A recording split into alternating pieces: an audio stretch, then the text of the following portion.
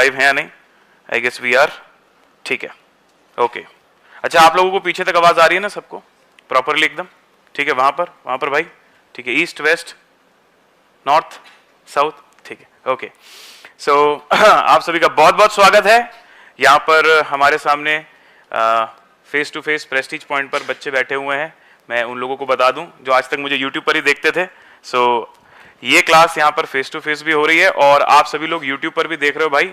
तो मैं बच्चों से इंटरेक्ट करूंगा, आप लोग कमेंट बॉक्स में इंटरेक्ट करिएगा ऑनलाइन वालों। चलो ठीक है, तो आज का हमारा पहला सेशन है इंट्रोडक्शन। हमें ये बहुत इंपॉर्टेंट है जानना कि हम अपने बैच को आगे कैसे लेकर जाने वाले हैं, क्योंकि क्या होगा, कुछ जनरल डाउट्स ना आप लोग बीच बीच में पूछोगे।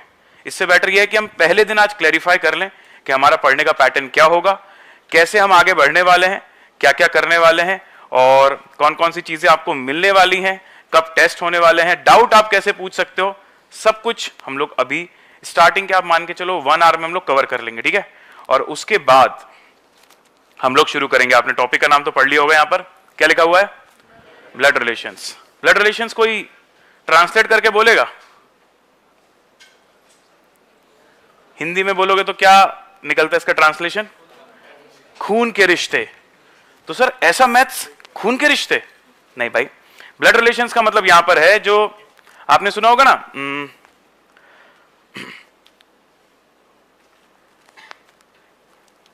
काका के मामा के फूफा के चाचा के बेटे के भैया के दीदी वो हमारे क्या हुए, इस तरीके के सवाल सुने कभी?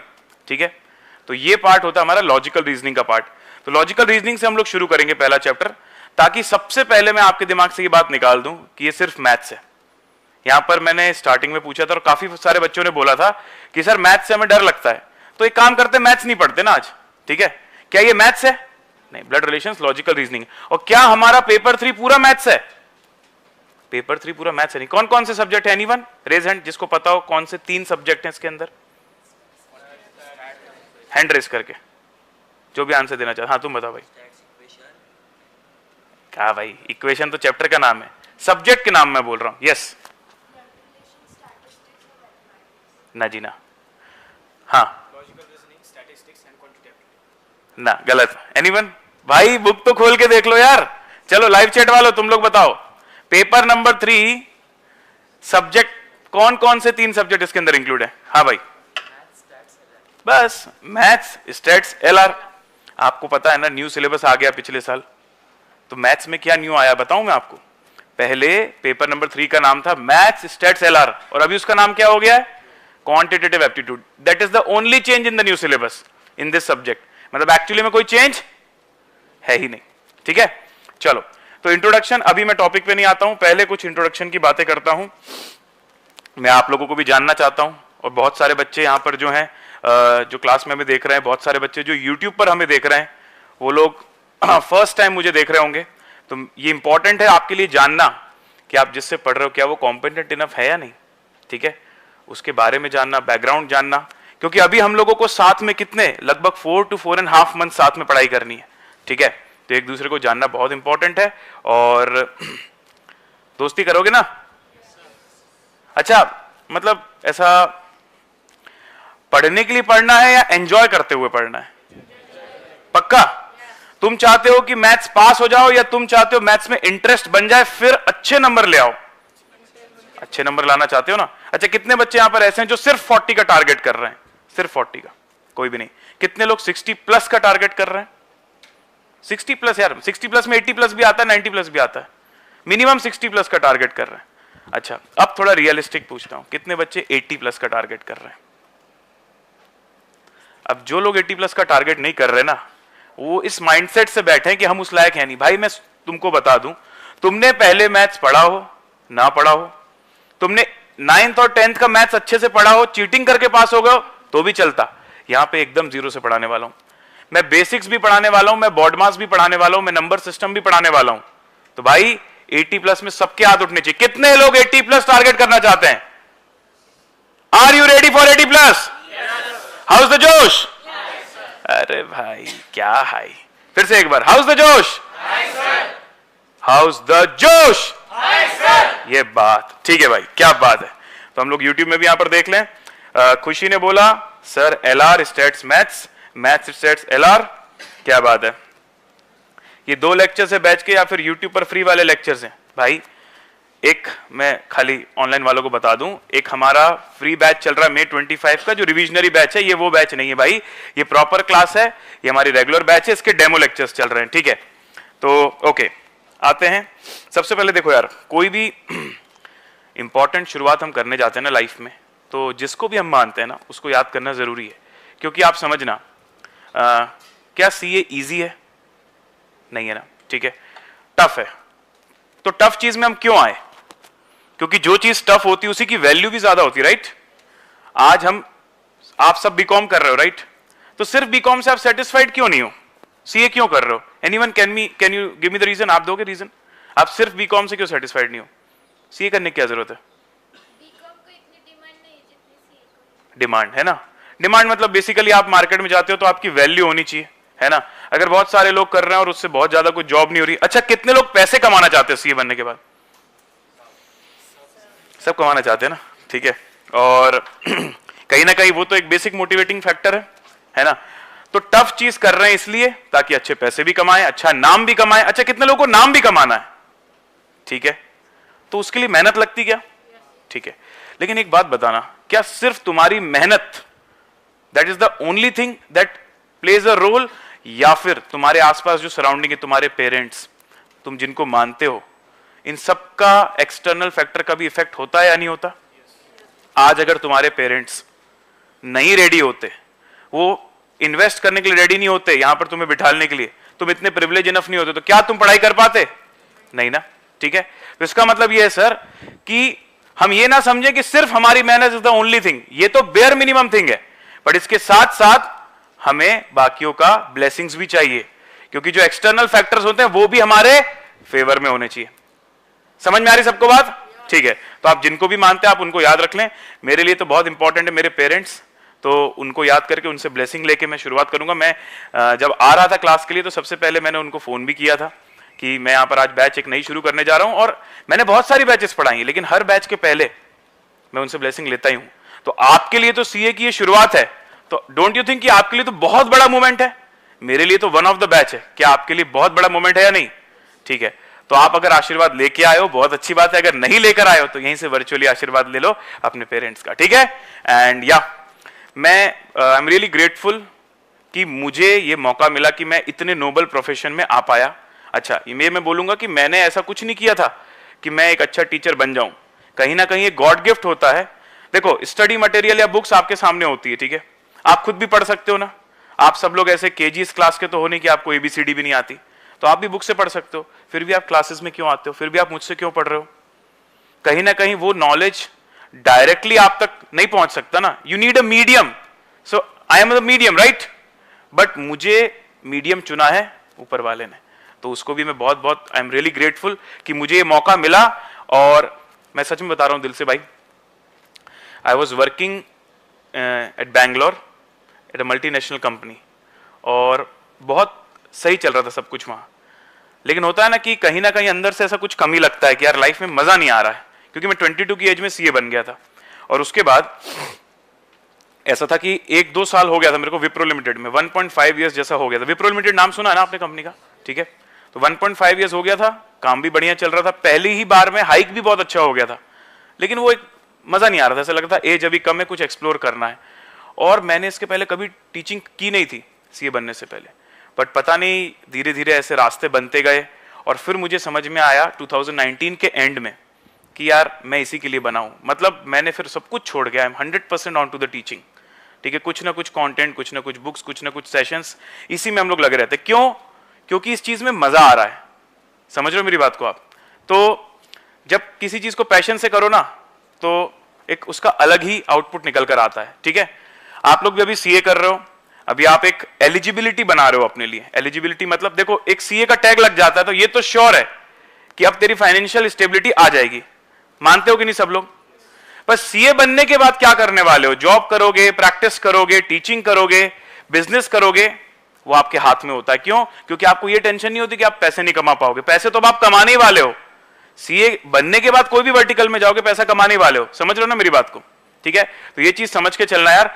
जब तुम सीए बन जाते हो तो ऐसा नहीं है कि जो सीए का एक मेन प्रैक्टिस वर्क है हमेशा आपको वही करना है। आप उस लेवल पर चले जाते हो कि आपके पास वो लिबर्टी होती है, आप जो चाहे वो कर सकते हो। अच्छा, मैं 22 की एज में मैंने जॉब स्टार्ट करी, 24 में मैंने क्विट करा। इतना टफ डिसीजन मैं कैसे ले पाया? क्योंकि मैं कम एज में सीए बना था। मुझे बताओ, अगर मैं 28 में 29 में सीए बना होता और मेरे ऊपर फाइनेंशियल रिस्पॉन्सिबिलिटी होती घर की, तो क्या मैं जॉब छोड़ पाता? क्या मैं चाह के भी ट्राई कर पाता दूसरे वर्क? तो कितने लोग आप में से चाहते हो कि अर्लीस्ट पॉसिबल मैनर में आपको सीए बनना है, अर्लीस्ट पॉसिबल टाइम में, राइट? तो क्या फाइनल में जाके सीरियस हो जाओगे या आज से सीरियस हो जाओगे? सीरियस मतलब वैसा हॉस्पिटल वाला नहीं ना, ठीक है? सीरियस मतलब सर कुछ रिचुअल्स होते हैं जो फॉलो करने हैं, ये करना है मतलब करना है भाई। मैं तो क्या करता था भाई, देखो मैं फाइनल्स तक भी जाते समय ना, उसके पहले मैंने कभी भी दोस्तों के साथ टाइम स्पेंड करना या जो भी मुझे फिजिकल वर्कआउट या जो भी पसंद थी चीजें, म्यूजिक जो भी पसंद है मुझे, उसको मैं छोड़ता नहीं था। लेकिन मैं क्या करता था ना, एक फॉर्मूला बनाता था कि मैं अगर इतना पार्ट आज का टारगेट पूरा कर लूंगा तो मैं रिडीम कर लूंगा मेरे टाइम को। अगर मैंने ये पार्ट कंप्लीट कर लिया तो मैं अब अपने जो चीज मुझे पसंद है, जो मेरी हॉबी है, वो मैं परस्यू करूंगा। तो वो अपना एक मोटिवेशन फैक्टर रहता है कि जैसे आपको पता है कि आपको ये होमवर्क करना है, ठीक है? अब आपके पास घर जाने के बाद 5-6 घंटे हैं, या तो आप एकदम रो रो के धीरे धीरे 5-6 घंटे में होमवर्क खत्म कर रहे हो, या तो आपने बोला यार इसको फटाफट 2 घंटे में खत्म करता हूं, उसके बाद में 1 घंटे दोस्तों के साथ घूमूंगा। जैसे आप लोग गुरुकुल में रह रहे हो तो बोले यार गेम्स खेलेंगे, जिम जाएंगे, टेबल टेनिस खेलेंगे, वॉटएवर, समझ रहे हो? लेकिन क्या फॉर्मूला बनाया? पहले खेलेगा या पहले कंप्लीट करेगा होमवर्क? समझ रहे हो मेरी बात को? तो ऐसे अपनी लाइफ में कुछ ऐसे फॉर्मूलाज बनाओ कि ये करूंगा तो ये मिलेगा। समझ रहे हो? ठीक है, चलो। एंड ऑब्वियसली यार 3rd नंबर पे आप देख सकते हो मैं किसके लिए ग्रेटफुल हूं। आई थिंक सभी लोग ग्रेटफुल होंगे, यस और नो? तो बोलो भारत माता की, भारत माता की, वंदे वंदे। ये बात ठीक है सर। चलिए, तो आज का हमारा एजेंडा रहेगा मेरा इंट्रोडक्शन, फिर आप लोगों का इंट्रोडक्शन, ठीक है? उसके बाद सब्जेक्ट के बारे में जानेंगे। अच्छा, ये सब्जेक्ट के बारे में हम क्या रोज पढ़ने वाले हैं कि सब्जेक्ट क्या है, इसका पेपर कैसे होगा, क्या मार्किंग स्कीम होगी? नहीं, ओनली वन टाइम, ठीक है? तो जैसे आप लोगों के भी कोई दोस्त हैं जो बाद में ज्वाइन करते हैं और आपसे ऐसी कुछ चीजें पूछते हैं ना, उनको क्या बोलोगे? सर लेक्चर 1 जाके देख लो भाई, तुम लेक्चर 1 में ये बात एक बार में डिस्कस कर ली ताकि बार बार डिस्कस ना करनी पड़े, ठीक है? अच्छा, सिलेबस क्या है, पेपर पैटर्न क्या है, एबीसी एनालिसिस, ये क्या होता है एबीसी एनालिसिस? एनीवन? सिलेबस के अंदर भी कुछ चीजें पेपर में ज्यादा पूछी जाती हैं। अच्छा, जब अपन टॉपिक को पढ़ रहे तो टॉपिक तो बोलेगा नहीं कि मैं इंपॉर्टेंट हूं, तो हम कैसे डिसाइड करते होंगे कोई चीज इंपॉर्टेंट है? कि वो पेपर में कितनी ज्यादा आ रही है, राइट? क्योंकि at the end of the day सबका ऑब्जेक्टिव पेपर में पास होना है ना। सर मैं मैथ्स में इंटरेस्ट बनाना चाहता हूं, पास नहीं होऊंगा तो चलेगा, है कोई ऐसा? सर आप इंटरेस्ट क्रिएट करवा दो, मैं फेल हो जाऊंगा, चलेगा? एनीवन? सबको नंबर तो अच्छे चाहिए, पास होना, अच्छे नंबर से पास होना है। इसलिए सर ये भी पता होना चाहिए कि कौन से टॉपिक्स ज्यादा वेटेज के आते हैं, ठीक है? स्टडी स्ट्रेटेजी बेसिकली एक ओवरऑल क्वांटिटेटिव एप्टीट्यूड को पढ़ने का तरीका क्या होता है, बुक्स के बारे में इंफॉर्मेशन दूंगा, टेस्ट पोर्टल, डाउट पोर्टल, एक ट्रैकर करके चीज होती है, ठीक है? मैं आपको बताऊंगा क्या होता है। और कैलकुलेटर के बारे में एक आपको आइडिया देना है। किसके किसके पास कैलकुलेटर है ऑलरेडी? ऑलमोस्ट सबके पास है। तो जिसके पास नहीं है ना, उनको भी एक गाइडेंस दे दूंगा कि आप कैलकुलेटर कौन सा बाय करो, आज ही बता दूंगा वो चीज।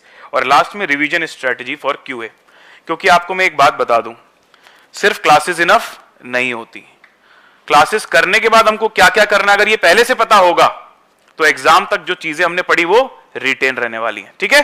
चलो सर, तो are you guys ready everyone? पक्का? शुरू करें? ठीक है। अच्छा, जो भी बच्चे यहां पर यूट्यूब पर क्लासेस देख रहे हैं, मैं आपसे भी पूछना चाहता हूं बच्चों, आपको ऑडियो वीडियो सब सही आ रहा है? रेडी हो सब लोग? शुरू करें? ठीक है, ऑल राइट। यार हेमंत भाई, इसमें ना एसपीसी चैनल का शुरू करो, अल्टीमेट का मैं यहां देख रहा हूं, ठीक है? ओके, तो चलिए शुरू करते हैं सेशन को। मैं पहले अपने बारे में बताता हूं, फिर आप लोगों के बारे में जानने की कोशिश करूंगा। तो my name is CA Pranav Popat. तो यस, मैं एक चार्टर्ड अकाउंटेंट हूं। I am a first attempt chartered accountant at all level, foundation first attempt, intermediate both group first attempt, and CA finals both group first attempt, and I'm having 7+ years of experience after becoming CA. I'm the faculty at Ultimate CA and Swapnil Patni classes Pune. I taught lakhs of students at foundation and intermediate level, and till now mostly online through YouTube mode and our application, and I'm an educator by choice, by passion. So this is my favorite line that I sing because I said because of passion. ठीक है, तो मतलब ये जो teaching है, it's not a job for me. ये मैं जो टीचिंग करता हूँ, it's from the heart. तो एक सूरज निकला था, एक पारा पिघला था, एक आंधी आई थी, जब दिल से आह निकली थी, दिल से रे, दिल से रे, दिल से रे. मेरे साथ एक बार गाओगे? एक सूरज निकला था, कुछ पारा पिघला था, एक आंधी आई थी, जब दिल से आह निकली थी, दिल से रे, दिल से रे, दिल से रे. तो कितने बच्चे दिल से पढ़ने को रेडी हैं? एवरीवन? ठीक है, चलो. तो फाउंडेशन लेवल पर मैं आप लोगों को क्वांटिटेटिव एप्टीट्यूड पढ़ाता हूं, और इंटरमीडिएट लेवल में एक सब्जेक्ट आता है जिसका नाम है, प्यार से कॉस्टिंग बोलते हैं, उसका फुल नेम है कॉस्ट एंड मैनेजमेंट अकाउंटिंग. वो मैं आप लोगों को पढ़ाता हूं. अच्छा, क्वांटिटेटिव एप्टीट्यूड में जो ज्यादातर मैसेजेस मेरे पास आते हैं बैच के बाद, वो उन बच्चों के होते हैं कि सर मैथ्स फियर दूर हो गया. मतलब यहाँ पर जो बच्चे थे ना, बोल रहे थे सर मैथ्स हमने पढ़ा हुआ 11th-12th में, भाई तुम लोगों पे थोड़ा कम ध्यान दे पाऊंगा मैं, ठीक है, बुरा मत मानना, लेकिन मेरा मेन फोकस रहेगा उन बच्चों पे जिनको पास होने में भी चैलेंज फील हो रहा है.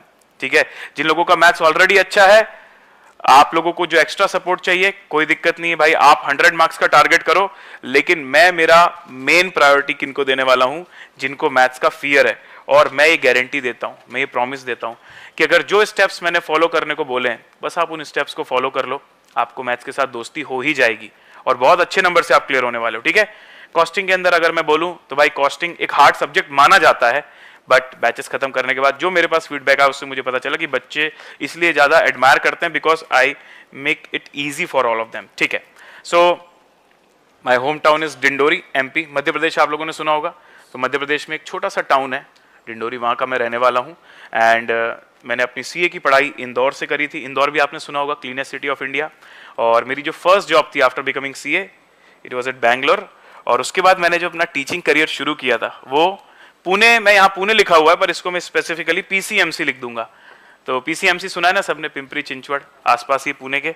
तो वहाँ से मैंने मेरा टीचिंग करियर शुरू किया था और उसके बाद मैं वापस अपने होम टाउन था, पिछले कुछ सालों से ऑनलाइन बोर्ड में पढ़ा रहा था. And now I am here again at Pune. ठीक है जी. सो अल्मा मेटर मतलब क्या होता है? जहाँ से आप ग्रेजुएट हुए हो. अभी मैंने भी बीकॉम किया है, बट अभी तुम समझ सकते हो ना कि अभी बीकॉम का यहाँ पर क्यों नहीं लिखूंगा, एग्जाम देने बस जाता था, है ना. कभी कभी तो कॉलेज का नाम भी भूल जाते कहाँ से किया था. ठीक है, पर ऑब्वियसली कितने लोग ऐसे हैं जो एकदम प्रॉपर वाला बीकॉम कर रहे हैं? प्रॉपर वाला मतलब जहाँ पे अटेंडेंस भी देना पड़ता है, डेली जाना पड़ता है. कोई नहीं ना, सीए वाले नहीं करते जनरली, क्योंकि ऑलरेडी यहाँ पर बहुत टाइम आपको देना है. ठीक है. एंड जेएनवी किसी ने सुना है? जेएनवी तो हर डिस्ट्रिक्ट में एक स्कूल होता है, जवाहर नवोदय विद्यालय. मैं हमारे ही डिस्ट्रिक्ट में जो जेएनवी थे वहाँ से पढ़ा हुआ हूँ. पुणे में भी होगा, महाराष्ट्र के भी हर डिस्ट्रिक्ट में होगा. तो it's a residential school government, जहाँ पर वहीं पर रह के पढ़ना होता है. तो आप लोग जो लोग गुरुकुल में आए हो ना भाई, वैसे बिल्कुल वही माहौल रहता है हॉस्टल्स का वहाँ पर भी. और सच में it was like golden year of my life, जहाँ पर मैं आप लोगों के जैसे ही हमारे फ्रेंड्स थे और वहीं पर रहते थे, वहीं पर पढ़ते थे. तो मैं आप लोगों को बता रहा हूँ, आप लोग को भी बहुत अच्छे दोस्त मिलने वाले हैं यहाँ पर हॉस्टल्स में. ठीक है, चलो, all right. And as I said, Wipro Limited में मैंने काम किया था एंड अनअकैडमी में भी मैंने पढ़ाया हुआ है. ओके, तो जो बच्चे ऑनलाइन वाले हैं भाई, आप लोगों से तो मैं इंटरेक्ट कर नहीं पाऊंगा अभी डायरेक्टली. ठीक है, लेकिन मैं हर बैच में ऐसा करता हूं कि ये मेरा जो नंबर है ये आप सेव कर लेना, इसमें टेलीग्राम एक्टिव रहता है. ठीक है, आप सभी लोग भी कर सकते हो, टेलीग्राम इसमें एक्टिव रहता है और इसमें आप मुझे डीएम कर सकते हो. तो अभी पहला डीएम आप लोगों को क्या करना है, आपका डिटेल्ड इंट्रो देना. यहाँ वालों से तो मैं डायरेक्टली पूछूंगा, पर जो मेरे ऑनलाइन वाले स्टूडेंट्स है भाई, जो भी आप लोग देख रहे हैं, आपसे रिक्वेस्ट है कि आप लोग अपना डिटेल्ड इंट्रोडक्शन, जैसे मैंने मेरा डिटेल्ड इंट्रोडक्शन दिया कि मुझे क्या पसंद है, मैं कहाँ से हूँ, मैं कहाँ का रहने वाला हूँ और मैंने क्या क्या किया है, तो वो भी आप लोग भी दे सकते हो. अच्छा, मैंने मेरी हॉबीज नहीं बताई, पर आप लोग अपनी हॉबीज जरूर बताना. मेरी हॉबीज है, I like music, so singing, and I also play some instruments. इसके अलावा मुझे थोड़ा इंटरेस्ट जो है स्पिरिचुअलिज्म में भी है, साथ ही साथ योगा, मेडिटेशन एटसेट्रा में भी मेरा इंटरेस्ट है. स्पोर्ट्स में भी मैं I like the sports and gym and all. But या आप लोगों का भी जो भी हॉबी एटसेट्रा है वो आप मुझे बताना भी, साथ में प्रॉमिस भी करना कि सर ऐसा नहीं है कि हम सीए कर रहे हैं तो हम सब कुछ छोड़ देंगे और सिर्फ पढ़ाई करेंगे। ठीक है, चलो ओके। तो अब तुम लोगों का इंट्रोडक्शन शुरू करूं। एक और माइक है क्या भाई अपने पास? वो वाला है, नॉर्मल वाला, वो वाला लाना ना। अच्छा, कहां से शुरू करें?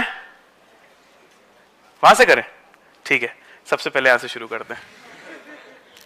तो आपको लाइन से, ठीक है, ऐसे फर्स्ट रो से ऐसे जाएंगे, फिर वहां से ऐसे जाएंगे, फिर वहां से ऐसे जाएंगे, फिर ऐसे। ठीक है, ओके। तो यहां से शुरुआत करेंगे। आपको अपना नाम बताना है मिनिमम, और कहां से हो आप, क्योंकि काफी सारे लोग गुरुकुल में, मतलब ऑब्वियसली पुणे के बाहर के होंगे, तो अपनी लोकेशन भी बताइए। प्लस इसके साथ साथ कुछ भी अपने बारे में स्टोरी यार, एनीथिंग अबाउट यू, कुछ आपको पसंद है जो भी, वो तो आई डोंट नो। ठीक है, या over to you. My name is Ankita Vilas Pankar. I am from Kothur and my hobby is drawing and my favorite subject is maths and accountancy. वो क्या बात है, सही है। चलो भाई, एक बार बिग राउंड ऑफ अप्लॉज। तुम्हारे लिए भी बजाएंगे सब, ऐसा नहीं है, ठीक है। अच्छा, इस बहाने मुझे पता है सब लोग एक दूसरे से नाम तो एकदम पूछने वाले नहीं हो, तो कोई और इंट्रोडक्शन दे रहा है तो उसका नाम अच्छे से सुनना, ठीक है। बाद में तुमको याद रहना चाहिए। मैं क्विज भी लूंगा बाद में कि किस, इसका नाम क्या है तुम बताओ, उसका नाम क्या है तुम बताओ, और जो सबसे ज्यादा सही आंसर देगा उसको गिफ्ट भी मिलने वाला है आज, ठीक है। चलो आपका मैम, जोर से। ओके, मोशी से। ओके, नंदिनी मोशी से। ओके, और कुछ अपने बारे में? हॉबी? अकाउंट आता है, अकाउंट पसंद है बहुत, सही यार। अकाउंट के तो बिल्कुल, हॉबी में अकाउंट्स, सही है।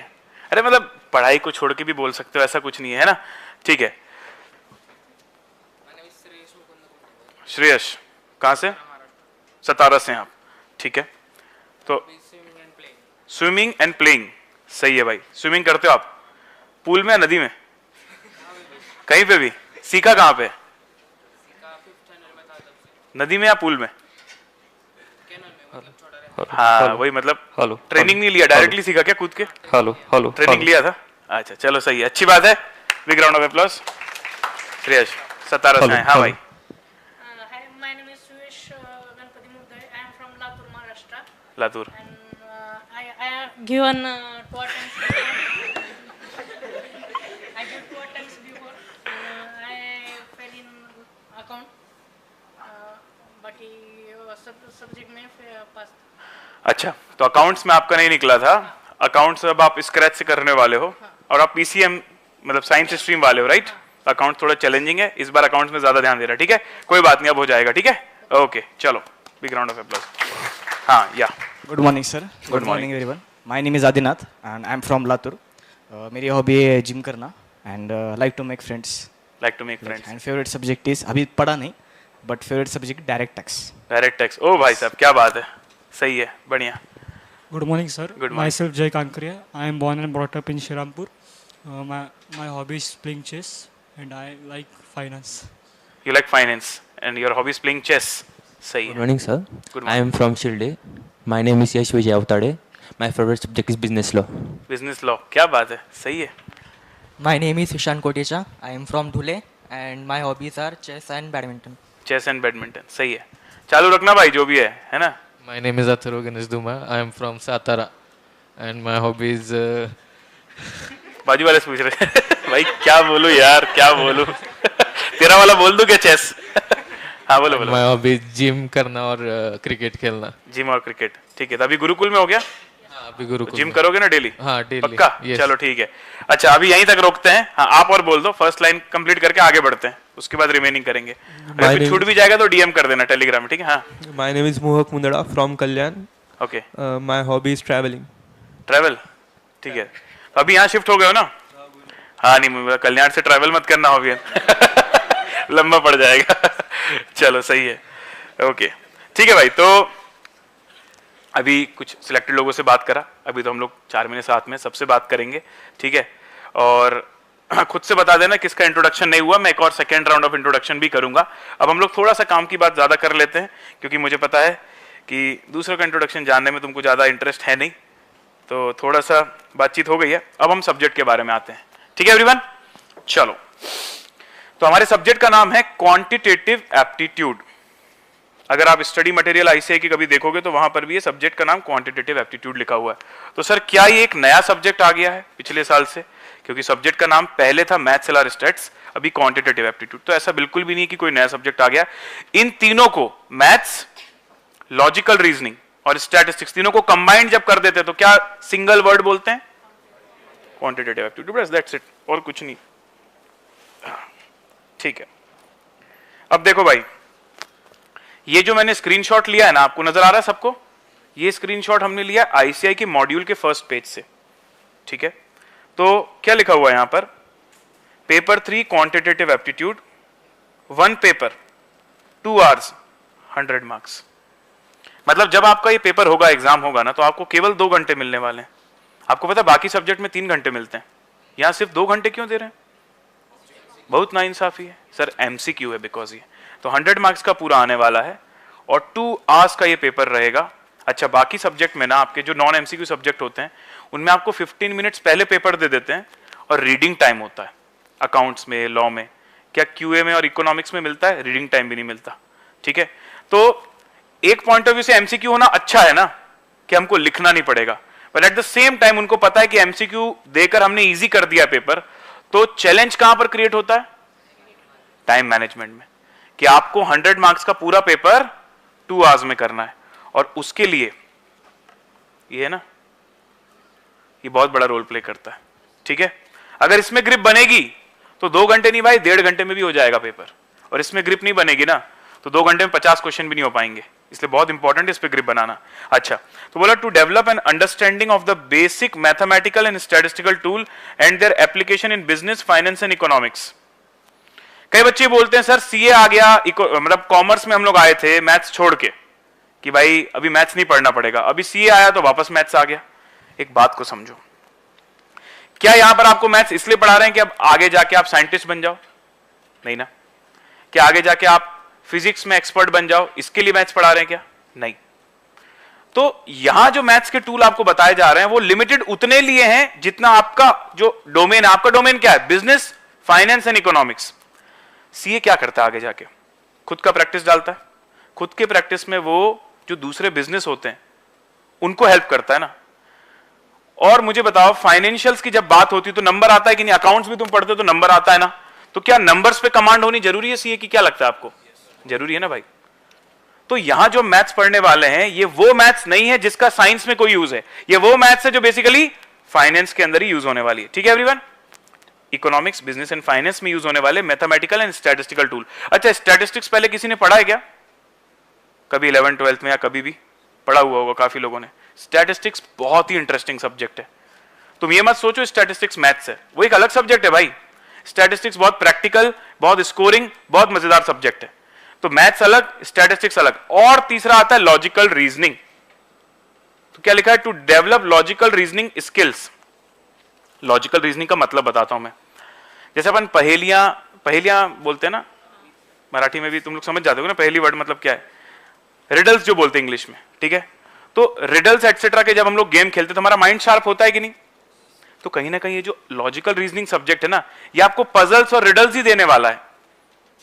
मतलब इसके अंदर कैलकुलेटर का कोई यूज नहीं होने वाला, इसके अंदर फॉर्मूला का कोई यूज नहीं होने वाला, यहां पर पजल्स ही आने वाले हैं आपके। पर इससे फायदा क्या होगा? अब कई बच्चे बोलते हैं सर आपने बोला ब्लड रिलेशंस पढ़ाओगे, तो मामा के पापा के बेटी का बेटा मेरा कौन, इसको पढ़ के सर मैं सीए में क्या कर लूंगा? इसको पढ़ के तुम सीए में कुछ नहीं करोगे, लेकिन क्या तुम्हारा रीजनिंग स्किल बढ़ेगा? क्या सोचने की क्षमता तेज होगी? क्या शार्प होगा माइंड? समझ रहे हो? तो कभी भी ये माइंडसेट मत रखना कि सर सीए फाउंडेशन में क्यूए फेल करने के लिए डाला गया है। अरे यार, ऊपर इतने टॉप के लोग बैठे हुए हैं, कोई तो लॉजिक होगा ना। इतना तो ट्रस्ट रखना पड़ेगा ना आईसीआई के ऊपर कि इस सब्जेक्ट को रखा है तो कहीं ना कहीं इसका फायदा है। ऑलराइट गाइस, ठीक है, चलो अब आता है हमारा favourite topic, maths phobia. Phobia मतलब डर। अब जो बच्चे रेज हैंड किए थे मैथ्स फोबिया को लेकर, मैं उन सबको बताना चाहता हूं। सबसे पहली बात तो हम यहां बार बार वर्ड क्या यूज कर रहे हैं? मैथ्स। पर भाई ये मैथ्स नहीं है, it is not just maths. पहली बात तो it is maths, LR and statistics together. ठीक है, तो अगर तुम्हें मैथ्स से डर भी लगता है मतलब तुम्हें 40% डर लगता है। जिसको तुमने पढ़ा नहीं उससे क्यों डर रहे हो पहले से? क्या स्टैट्स तुमने पढ़ा है? मैं मान के चला 11 12 में जो तुमने पढ़ा भी है तो वो इतना लॉजिक से नहीं पढ़ा है, वो बोर्ड्स के लिए कर लिया। क्या लॉजिकल रीजनिंग तुमने पढ़ा है एज अ सब्जेक्ट कभी? नहीं ना। तो तुमको अगर डरना भी है तो ये समझो पहले कि तुमको सिर्फ 40% टॉपिक से डर लगता है जो मुझे डर भगाना है, पर वो 60% जो तुमने कभी नहीं पढ़ा, क्या उससे तुम्हें डर लगता है? सर पढ़ा ही नहीं तो डर कैसे लगेगा? ठीक है, क्लियर? अच्छा, तो बहुत प्रैक्टिकल है हमारा ये मैथ्स। जो आपके डेरिवेशन आते थे ना 8th 9th में, डेरिवेशन बोल दो, या वो प्रूव दैट करना होता था, याद है मैथ्स में कि ये थ्योरम को प्रूव करो। आप खुद सोच के बताओ क्या वैसे क्वेश्चन आ सकते हैं क्यूए में? आ सकते हैं कि नहीं? क्या लगता है आपको? Just guess. अरे आएगा भी तो कैसे आएगा? एमसीक्यू में कैसे पूछेगा प्रूव करने का?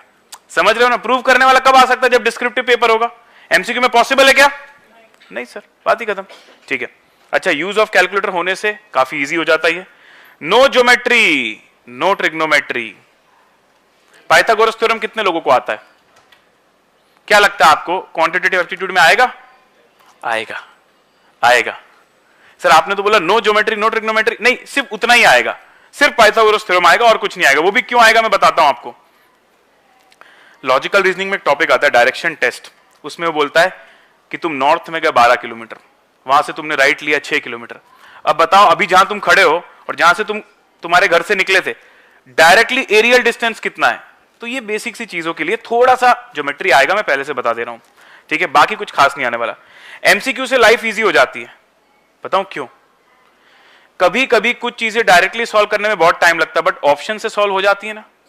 बोर्ड्स में एमसीक्यू होते थे क्या? कुछ कुछ में होते हैं, सीबीएसई में नहीं होते, शायद स्टेट बोर्ड में होते हैं ना। कभी कभी क्या होता है ना, जैसे मैं इक्वेशंस बताता हूं, इक्वेशंस करके एक चैप्टर है, ठीक है, उसमें क्या अपन बहुत सारी मेथड्स पढ़ते हैं। इक्वेशन है एक्स की वैल्यू निकालो, कभी नाम सुना कैसा एक्स की वैल्यू निकालने वाला? वो वाला एक्स नहीं भाई, ये मैथ्स वाला एक्स, सुना ना? अब हम लोग जब बेसिक नॉन एमसीक्यू वाली मैथ्स पढ़ते थे तो हमको इक्वेशन को मेथड से ही सॉल्व करना पड़ता था, चॉइस नहीं होती थी। बट यहां क्या होता है ना, यहां आपके पास एक्स की वैल्यू ऑप्शन से उठाई, क्वेश्चन में डाली, एलएचएस आरएचएस मैच करवा दिया। ये जस्ट एक सैंपल दे रहा हूं तुमको कि एमसीक्यू से लाइफ इजी हो सकती है क्या? यस। तो सबसे पहले माइंडसेट अपन को चेंज करना है, ठीक है। और मैं जो यहां पर आपको पूरा का पूरा पढ़ाने वाला हूं, स्पेशली मैंने बुक को भी उसी तरीके से डिजाइन किया है कि नॉन मैथ्स बैकग्राउंड वालों को कोई भी प्रॉब्लम ना आए, ठीक है।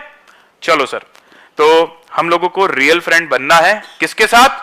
मैथ्स के साथ, और मोस्ट इंपॉर्टेंटली इसके साथ। भाई सिर्फ मैथ्स में इंटरेस्ट क्रिएट करने से काम नहीं चलेगा। 2 घंटे में पेपर कब कर पाओगे? जब कैलकुलेटर में ग्रिप बनेगी। ऑलराइट गाइस, चलो ठीक है। अब पेपर का पैटर्न देख लो फटाफट। ये कौन सी शीट बोलते हैं इसको? अच्छा, क्या होता है सर इससे?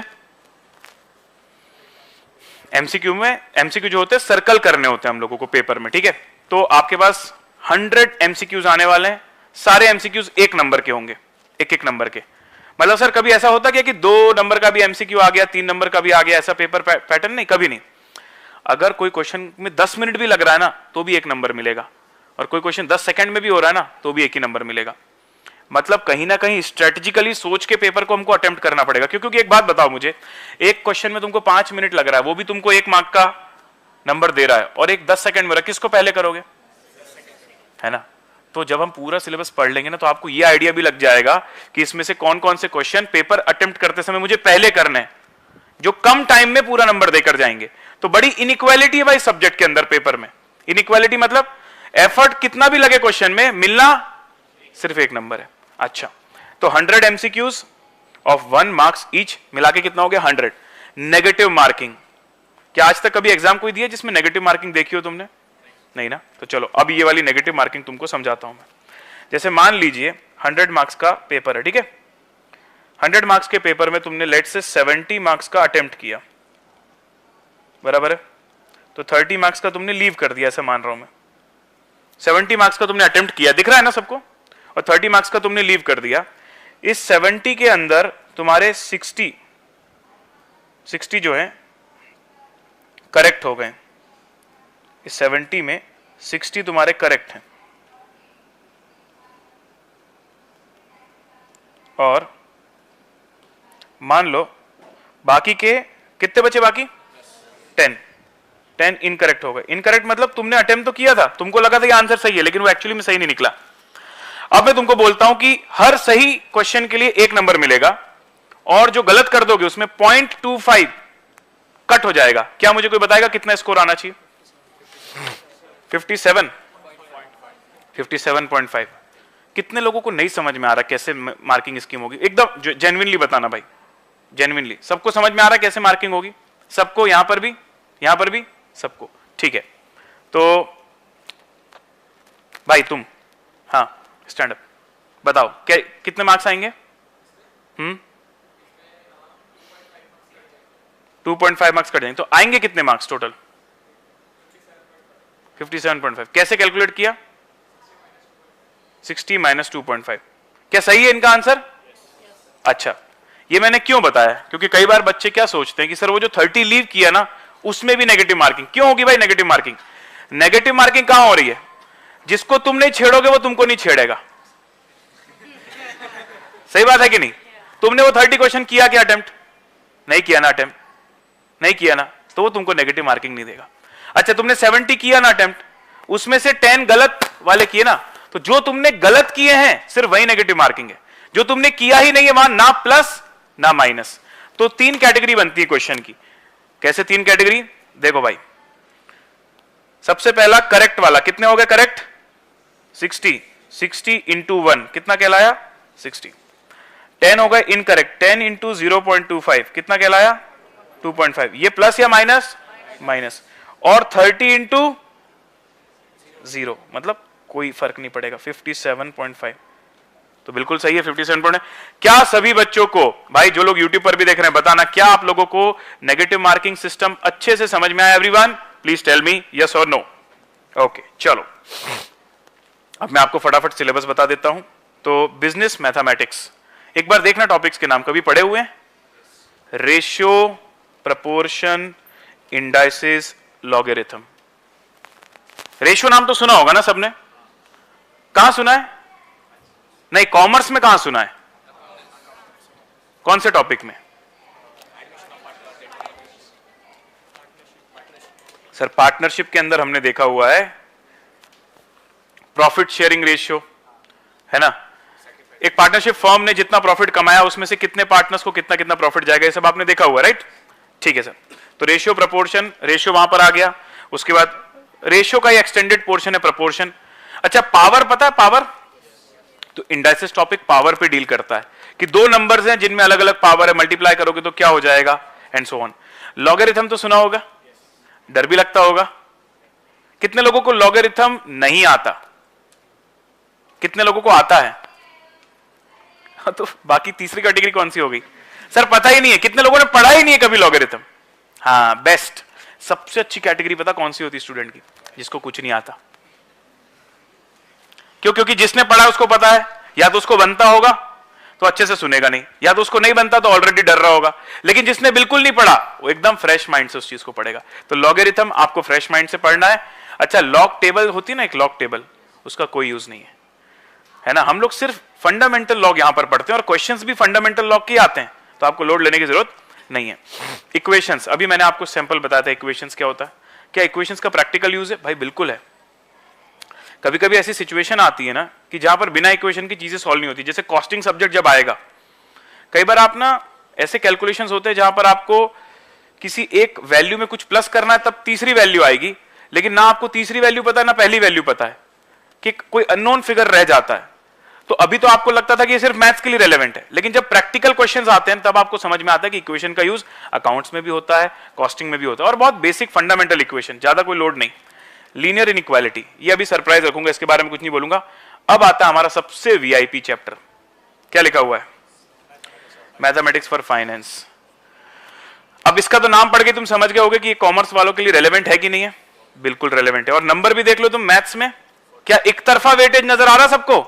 एकदम वन साइडेड वेटेज भाई। 40 में से 14 सिर्फ एक ही चैप्टर से। तो क्या सर ये चैप्टर आप अच्छे से करवाओगे? बिल्कुल अच्छे से करेंगे भाई। इसमें 8 से 10 लेक्चर्स हमको लगते हैं, बहुत डिटेल में करते हैं, एकदम कॉन्सेप्चुअली करते हैं। क्यों? क्योंकि इसके अंदर क्वेश्चंस की हर वैरायटी पूछी जाती है। सबसे ज्यादा पेपर में हमसे पूछा जाता है maths for finance. Permutations and combinations 11th और 12th का टॉपिक है। मुझे नहीं लगता किसी ने भी 10th तक पढ़ा होगा, बट चिंता बिल्कुल मत करो। अगर आप स्टडी मटेरियल ओपन करोगे ना तो टाइटल का नाम है basic concept of permutation combination. तो जो 11 12 में परम्यूटेशन कॉम्बिनेशन आता है उस लेवल का फाउंडेशन में नहीं आता। अच्छा, अगेन तुमको लगेगा सर परम्यूटेशन कॉम्बिनेशन का क्या यूज है यूज कहीं ना कहीं दोनों पॉइंट ऑफ व्यू से। जब आप एक ऑडिटर बनोगे ना, चार्टर्ड अकाउंटेंट के पास एक्सक्लूसिव राइट कौन से काम करने का है? ऑडिटर। देखो टैक्सेशन का काम तो एडवोकेट भी करते हैं, सीए भी करते हैं, एडवोकेट भी करते हैं, लेकिन टैक्स ऑडिट का काम अकेला कौन करता है? सीए करता है। जो कंपनी एक्ट के अंदर ऑडिट होता है कंपनीज का, वो एक्सक्लूसिवली कौन करता है? सीए करते हैं। और ऑडिट में हमको क्या करना भाई? हमें बिजनेस को समझना है, उन लोगों ने फाइनेंशियल्स कैसे बनाए उसको देखना है, और फाइनेंशियल्स में गलती क्या है ये देखना है ना। अब कई बार क्या होता है ना कि हमको मल्टीपल सिचुएशंस को प्रिडिक्ट करना पड़ता है, ऐसा भी हो सकता है, ऐसा भी हो सकता है, ये भी हो सकता है, वो भी हो सकता है। और परम्यूटेशन कॉम्बिनेशन उसी में आपका माइंड डेवलप करता है कि किसी पर्टिकुलर सिचुएशन में क्या क्या पॉसिबिलिटीज हो सकती हैं। समझ रहे हो? मतलब हर चीज का यूज है यार। तो इस चीज को माइंड से निकाल दो कि फाउंडेशन में जो मैथ्स है आपको डराने के लिए लाए हैं, बिल्कुल भी नहीं ऐसा। ठीक है, सीक्वेंस एंड सीरीज, एपीजीपी कभी नाम सुना? 2 4 6 8, बताओ अगली टर्म क्या आएगी? वाह क्या बात है, सही है। ये एकदम बेसिक था, पर ऐसे बहुत अच्छे अच्छे सीरीज सीक्वेंस के क्वेश्चंस आते हैं पैटर्न आइडेंटिफाई करने के लिए। अगेन माइंड को शार्प करेगा, ये सोचने में मजबूर करेगा, तो माइंड ओपन होगा। मतलब यहां पर जब आपका माइंड शार्प होगा तब तो आप इंटरमीडिएट में थोड़ा लॉजिकल सोचने के लिए तैयार हो जाओगे ना। तो इसका फायदा सारे सब्जेक्ट्स को मिलने वाला है इंटर में जाके, अगर आप एलआर अच्छे से पढ़ते हो। Set relations and functions, set relations and functions, ये थोड़ा सा तुमको बोरिंग लगेगा, बट इसको भी अपन इजी बना के पढ़ लेंगे। और लिमिट्स एंड कंटिन्यूटी, ये कैलकुलस करके एक टॉपिक होता है जो 11 12 में पढ़ाया जाता है, उसका फंडामेंटल है। अब कैलकुलस मतलब डिफरेंशिएशन इंटीग्रेशन, इसका जो रियल एप्लीकेशन है वो फिजिक्स के अंदर है। बट क्या सर हमारे कॉमर्स में है एप्लीकेशन? एक लिमिटेड एप्लीकेशन है, उतना मैं कराऊंगा तुमको। जैसे कि तुम इकोनॉमिक्स जब पढ़ोगे ना तो थोड़ा बहुत तुमको डिफरेंशिएशन इंटीग्रेशन पहले से सर पढ़ा देंगे, तो वहां से तुमको एप्लीकेशन समझ में आ जाएगा। लेकिन ये समझना कि 12th में 35 लेक्चर लगते हैं इसको कंप्लीट करने में, 35 लेक्चर्स। तुमको लगता है कि इतना डिटेल में हम इसको करेंगे? यहाँ पर फाउंडेशन में उतना रेलेवेंट वो नहीं है। ठीक है, तो ये हो गया हमारा 40 मार्क्स का कवरेज, जिसमें आपको ये बता दो सबसे वीआईपी कौन सा है? मैथ्स फॉर फाइनेंस, इसको अपन अच्छे से करेंगे। अच्छा, मैथ्स फॉर फाइनेंस में 14 क्वेश्चन है ना, मैं आपको बताऊं इसमें से 14 में से लगभग 10 क्वेश्चन आपके पेपर में ऐसे होते हैं जो पेन उठाए बिना सॉल्व हो जाते हैं, सिर्फ कैलकुलेटर से। मतलब ये जितना इंपॉर्टेंट है उतना स्कोरिंग भी है, प्रोवाइडेड दैट कि आपकी तैयारी भी उतनी हो, है ना। ऐसा मत समझना कि बस 1-2 दिन पढ़ लिया और हो गया। उस पर कमांड अगर अच्छी बन गई तो तुम्हारे 10 क्वेश्चन तो कैलकुलेटर में हो जाने वाले हैं। ठीक है, तो इसको बहुत इंपॉर्टेंस रखना। अच्छा, एलआर में ये 4 चैप्टर्स हैं हमारे पास। ब्लड रिलेशंस आज हम करेंगे, सीटिंग अरेंजमेंट है, डायरेक्शन टेस्ट है, और number series, coding, decoding, odd man out. ऐसा नहीं होता 4 ऑप्शन होते हैं, बताओ चारों में से कौन सा अलग नजर आ रहा है ना। जैसे एक क्वेश्चन अभी आया था पेपर में कुछ टाइम पहले, उसमें लिखा था जुलाई, अगस्त, दिसंबर और जून, बताओ चारों में से कौन सा अलग है? जुलाई, अगस्त, दिसंबर और जून। लॉजिक?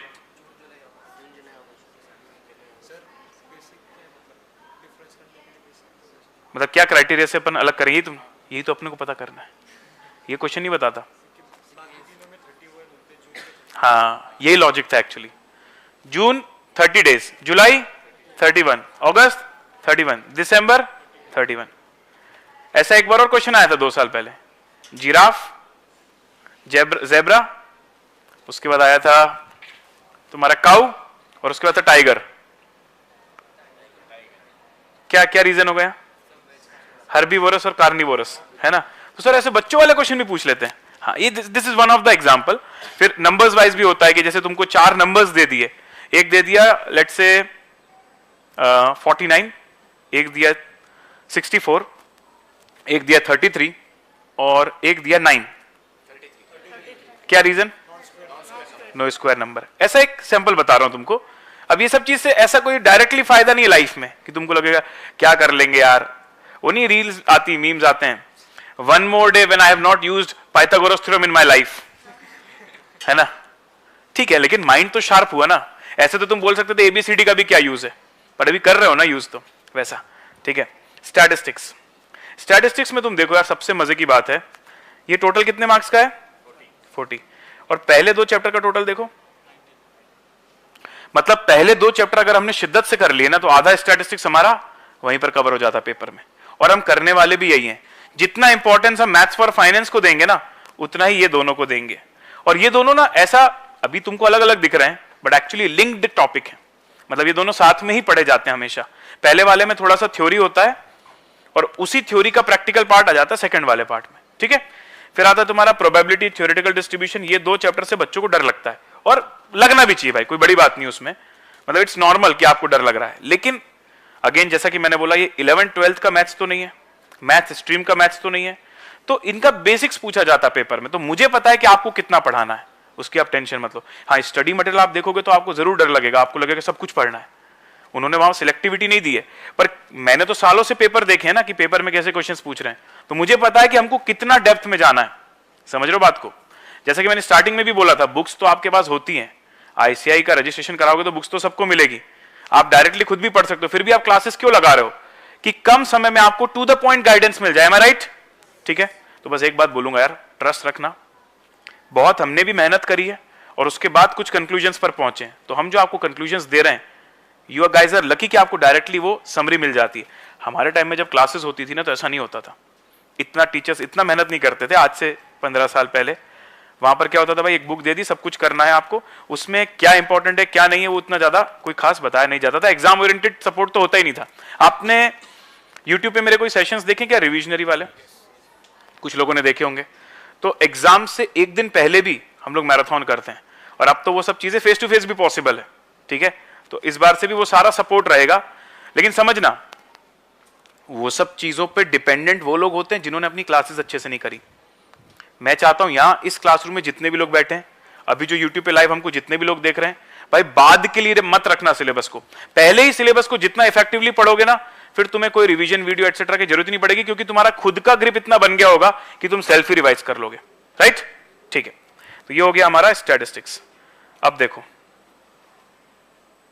इसको आप चाहो तो स्क्रीनशॉट अपने पास ले सकते हो, वैसे तो ये पीडीएफ आपको मिलेगा ही, बट फिर भी मैं बता रहा हूं कि ये पूरे हमारे सिलेबस को ना समराइज कर देता है कि हम कहां कितना डेप्थ में जाने वाले हैं। देखो, हम छोड़ेंगे कुछ भी नहीं, बट कहां ज्यादा टाइम लगाएंगे? कैटेगरी ए में। क्यों? क्योंकि आप देखो सिर्फ ये चैप्टर्स जो हैं 53 मार्क्स का कवरेज कर रहे हैं। फिर ये कैटेगरी बी, कैटेगरी बी में वो चैप्टर्स हैं जो टफ नहीं है लेकिन हाई वेटेज भी नहीं है, समझना, मीडियम लेवल के हैं लेकिन वेटेज भी मीडियम है। और थर्ड लेवल पे कौन से चैप्टर्स है देखो आप, जिनका वेटेज बहुत ज्यादा नहीं है लेकिन थोड़ा सा पढ़ने में डिफिकल्टी होती है बच्चों को, तो उसको थोड़ा सा स्मार्टली पढ़ना पड़ता है कि किस लेवल तक जाना है, कितना जाना है। तो तीनों को पढ़ने का तरीका अलग अलग है, ठीक है।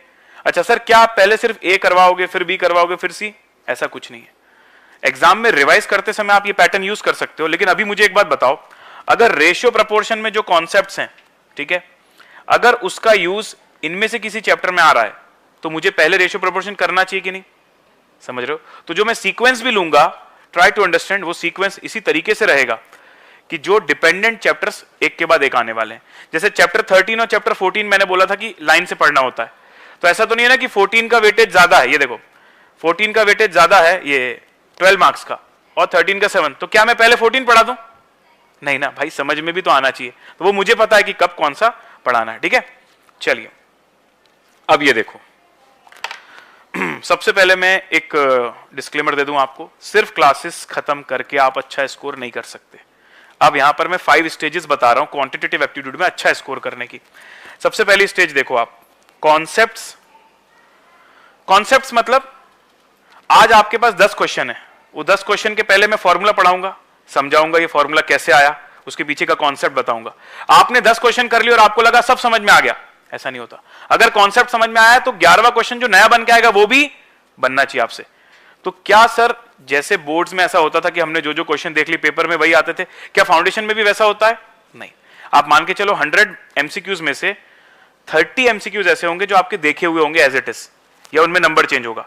70 एमसीक्यूज ऐसे हो सकते हैं जिनमें लैंग्वेज भी थोड़ी बदल देगा, नंबर्स भी बदल देगा। ऐसा नहीं बोल रहा out of syllabus, but question नए बन के आते हैं। समझ रहे हो ना बात को? तो जब क्वेश्चन नए बन के आते हैं तो सिर्फ क्वेश्चंस करके जाएंगे तो काम चलेगा क्या? नहीं, मतलब कॉन्सेप्चुअली ग्रिप होगी तभी नए क्वेश्चंस कर पाएंगे, ठीक है। तो कॉन्सेप्ट्स हो गया। अच्छा, स्टडी मटेरियल होता है आईसीएआई स्टडी मटेरियल। क्या आपको क्लास में लेके आना आईसीएआई स्टडी मटेरियल?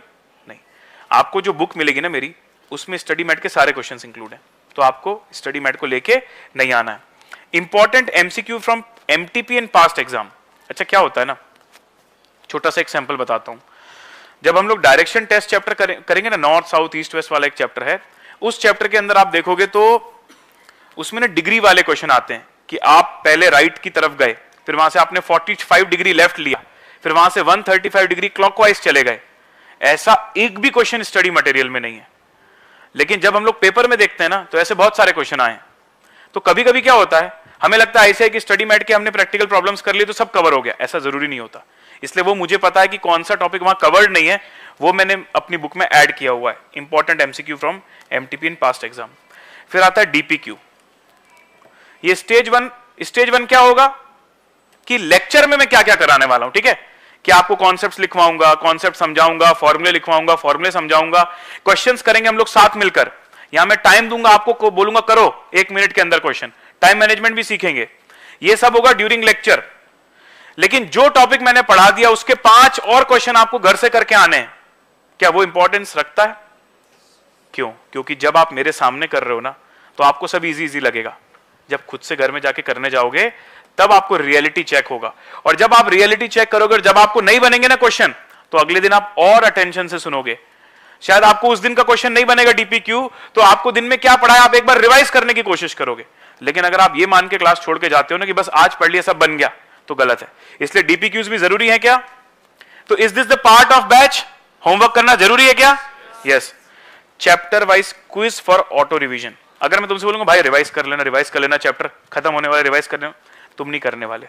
पर अगर मैं उसकी क्विज लेता हूं, क्विज कॉन्टेस्ट कराता हूं, तो ऑटोमेटिक तुम्हें मोटिवेशन मिलेगा उसको रिवाइज करने का। तो जैसे ही कोई चैप्टर खत्म होगा ना, हम उसका टेस्ट लेंगे, उसका टेस्ट करेंगे। ऑनलाइन वालों तुम्हारा भी टेस्ट होगा, हमारा क्विज का पोर्टल है उसी में सबका टेस्ट होगा। ऑटोमेटिक वहां चेक करके तुम्हारा स्कोर भी आ जाता है। जो मैंने अभी बताया था ना नेगेटिव मार्किंग, 0.25 नेगेटिव और +1 पॉजिटिव, वैसा ही पोर्टल में ऑटोमेटिकली चेक होके आ जाता है।